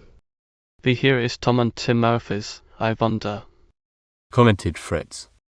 We shall be at Vincennes before those two, I think it, yes, no. I'm surprised that Tom and Tim haven't joined us before this. Dick said. Perhaps they haven't fared very well in the British troop. They seem to have their liberty, though, so I don't see why they shouldn't be right along behind us. Probably Stop Murphy's fellow is making troubles. Fritz suggested. You have a great idea of Tim, haven't you? Laughed Dick. He is a all right feller, Tim is, but he isn't a jucher. Fritz replied. I'll bet he feels bad about that. Suggested Dick. That's just the trouble, I don't pell if he does. Fritz answered seriously, much to Dick's amusement. The boys paddled into the shore, pulled the canoe out of the water, and after eating their supper proceeded to make themselves as comfortable as possible for the night. We better not light any fires, said Dick. We had one this morning and I guess we can get along without it now. Look, said Fritz, who was standing near the canoe at the water's edge. That looks like something is burning. Dick joined him and gazed upstream in the direction that Fritz indicated toward the opposite shore. Seems to be a campfire, said Dick. Who can be camping there, I wonder? Perhaps some Indians yet, suggested Fritz. It must be, agreed Dick. We better pull this canoe further in, for if they go down the river before us in the morning they might spot it. Maybe it's those fellows we got this canoe from. We had better be careful, then, said Fritz. If those fellows ever courted us, we would a bad time have. Guess we'll have to keep watch tonight, Dick answered. You turn in now, Fritz, and I'll wake you up in about 4 hours. Then you can give me a chance to snatch a nap. We can't afford to take chances, you know. Don't forget to call me, replied Fritz with a grin. With this quite needless admonition the Dutch boy rolled up in his blanket, and Dick soon had evidence from his heavy breathing that he was fast asleep. Dick felt very drowsy, and after walking down to the shore and back again several times to keep awake, he decided that the more practical thing to do was to slide the canoe into the water and investigate the camp on the point higher up the river. Fritz, he knew, would sleep for a week if he were not disturbed, so Dick decided to improve him time by finding out, if possible, who his neighbors were. He paddled quietly, hugging the shore to within 100 yards of the point where the fire had been seen, and then headed for the spot. There was no sign of life about the fire as far as Dick could tell, and he judged the strangers must be sleeping. The canoe was now very close to the river bank, and because of the darkness Dick did not discover the little shoal of pebbles before him until the canoe grated on them with quite a little noise. Dick sat perfectly motionless for several minutes. He was hoping that the sound had not carried to the ears of the other party. For an interval all was still, and then suddenly Dick heard a sound right beside him in the bushes at the water's edge. He turned and was about to paddle quickly away when a figure stepped out of the woods with a gun pointed directly at the dead boy. One move and we'll shoot, said a voice from in front of him, and Dick saw a second figure in front of the canoe. Foin, said the first figure. We've got him now, be jabbers. Tim Tom, cried Dick. Don't you know who you have captured? Be the powers, it's Dick Dare, ejaculated Tim, while Tom dropped his gun and waved his hat in the air. Not so loud, Tim, said Dick. There may be others within 100 miles, you know, and if there are any they'll hear you. This is certainly great, though. I never thought it was your fire. I was just going to investigate. Dick had pulled the bow of the canoe ashore and exchanged warm hand clasps and many claps on the back with his brother and Tim. Come on down and we'll join Fritz, said Dick. We are safer away from that fire of yours, anyhow. Same old Dick, said Tom. Always take command as soon as there's anyone to boss. You and Tim have been bossing each other long enough by now, replied Dick, laughing. You need someone to look after you for a change. Well, we've gotten as far along as you have. Rejoined Tom. Except for equator at a mile or so. Commented Tim. That's right. Replied Dick. The honors are even, I guess. The boys startled Fritz out of his sleep by their return to camp, and the scene that had occurred when Dick met the others was reenacted. Even Tim and Fritz were glad to see each other and buried their rivalry in the joy of being reunited. When did you leave the British troop? Asked Dick finally. I better give an account of our trip right from the start, to get things straight, said Tom. It'll be an all-night job if you'll be telling all the adventures of us, protested Tim. Well, I'll just tell how we left the service of King George then, said Tom, laughing. He told then briefly of their experiences while with the English troops and how, just as they were supposed to prove their loyalty by hanging the Indian, all three of them had plunged over the edge of the cliff.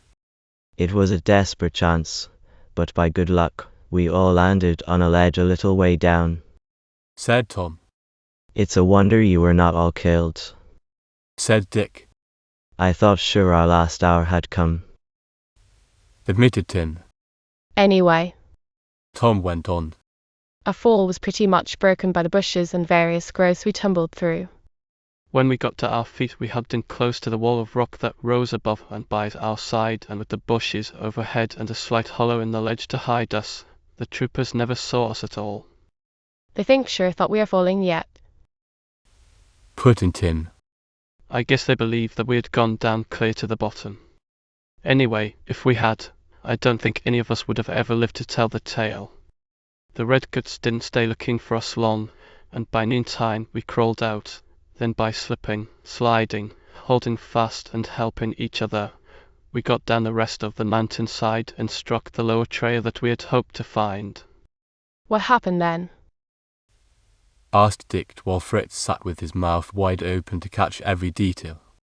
Well, next day we got down to a place where the trails meet again, and there were a bunch of Indians holding a pow-pow, celebrating a victory over the same British troop from whom we had escaped the day before. Of course our Indian companion recognized them at once and insisted on our going with him. Sure, but they were a friendly lot, and we were mighty hungry by that time, said Tim. They were friendly to us, said Tom. Because we had saved the life of one of their tribe, and because they knew you too. Yes, that was the tribe we were traveling with, said Tim. When we told them what we wanted to do, they helped us fix up the canoe we have. Someone had punched a hole in it. Yeah, I punched that hole already, I think, admitted Fritz. You have no more sense than ye had before, Tim said with disgust. We had to destroy those canoes to keep from being pursued, Dick volunteered. Fritz did it because I told him to. Sure, he would not have the sense to do such a thing himself, asserted Tim, determined to deny any credit to the Dutchman. You talks, Mr. Tim, said Fritz. But you says nothing from your mouth out. Let's turn in now, laughed Dick. And we'll let you fellows fight it out tomorrow. Yes, I'm tired, said Tom. And, Dick, we can swap stories tomorrow, for I have lots to tell and there is a great deal we would like to hear about your trip. Chapter Romans 16. Conclusion. Vincennes at last, shouted Tom Dare 6 days after the four boys had come together. Maybe I'm not glad we are here, For myself, I have no doubt a good idea, said Fritz. I'm glad we've reached here within the limit of time allowed us. Dick added. With the whole of 2 days to spare, said Tim. Faith, and I think we had best be staying on the outside of the town till our time is after baying up. Neen, replied Fritz. We'll rest in houses already yet, and not in fields, those 2 days. They won't be letting you into a house, me by, joked Tim. The quartet had reached the clearing and were close to the walls of the fort at Vincennes by now. From many of the doorways of the houses women and children stared at them suspiciously. The men were all away in the fields, and strangers in the little frontier town were quite naturally regarded with suspicion until they became known. The boys went directly to the fort, which was held by a handful of troops recruited from the hardy frontiersmen of the section, and Dick led the way to the man on guard at the opening of the stockade. "We want to see the commander," he said to the trooper. "And who might you be?" he queried. "We are messengers from Charleston," Dick replied, "and have some very important orders for your captain." "Well, you young fellow, stay right where you be, and I'll go see about it."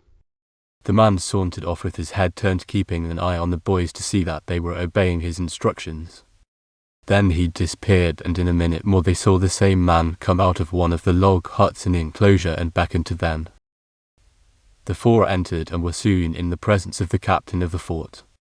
"Well, what can we do for you?" he asked kindly. "We have duplicate messages for you, Captain," said Dick, "which we have brought through from Charleston.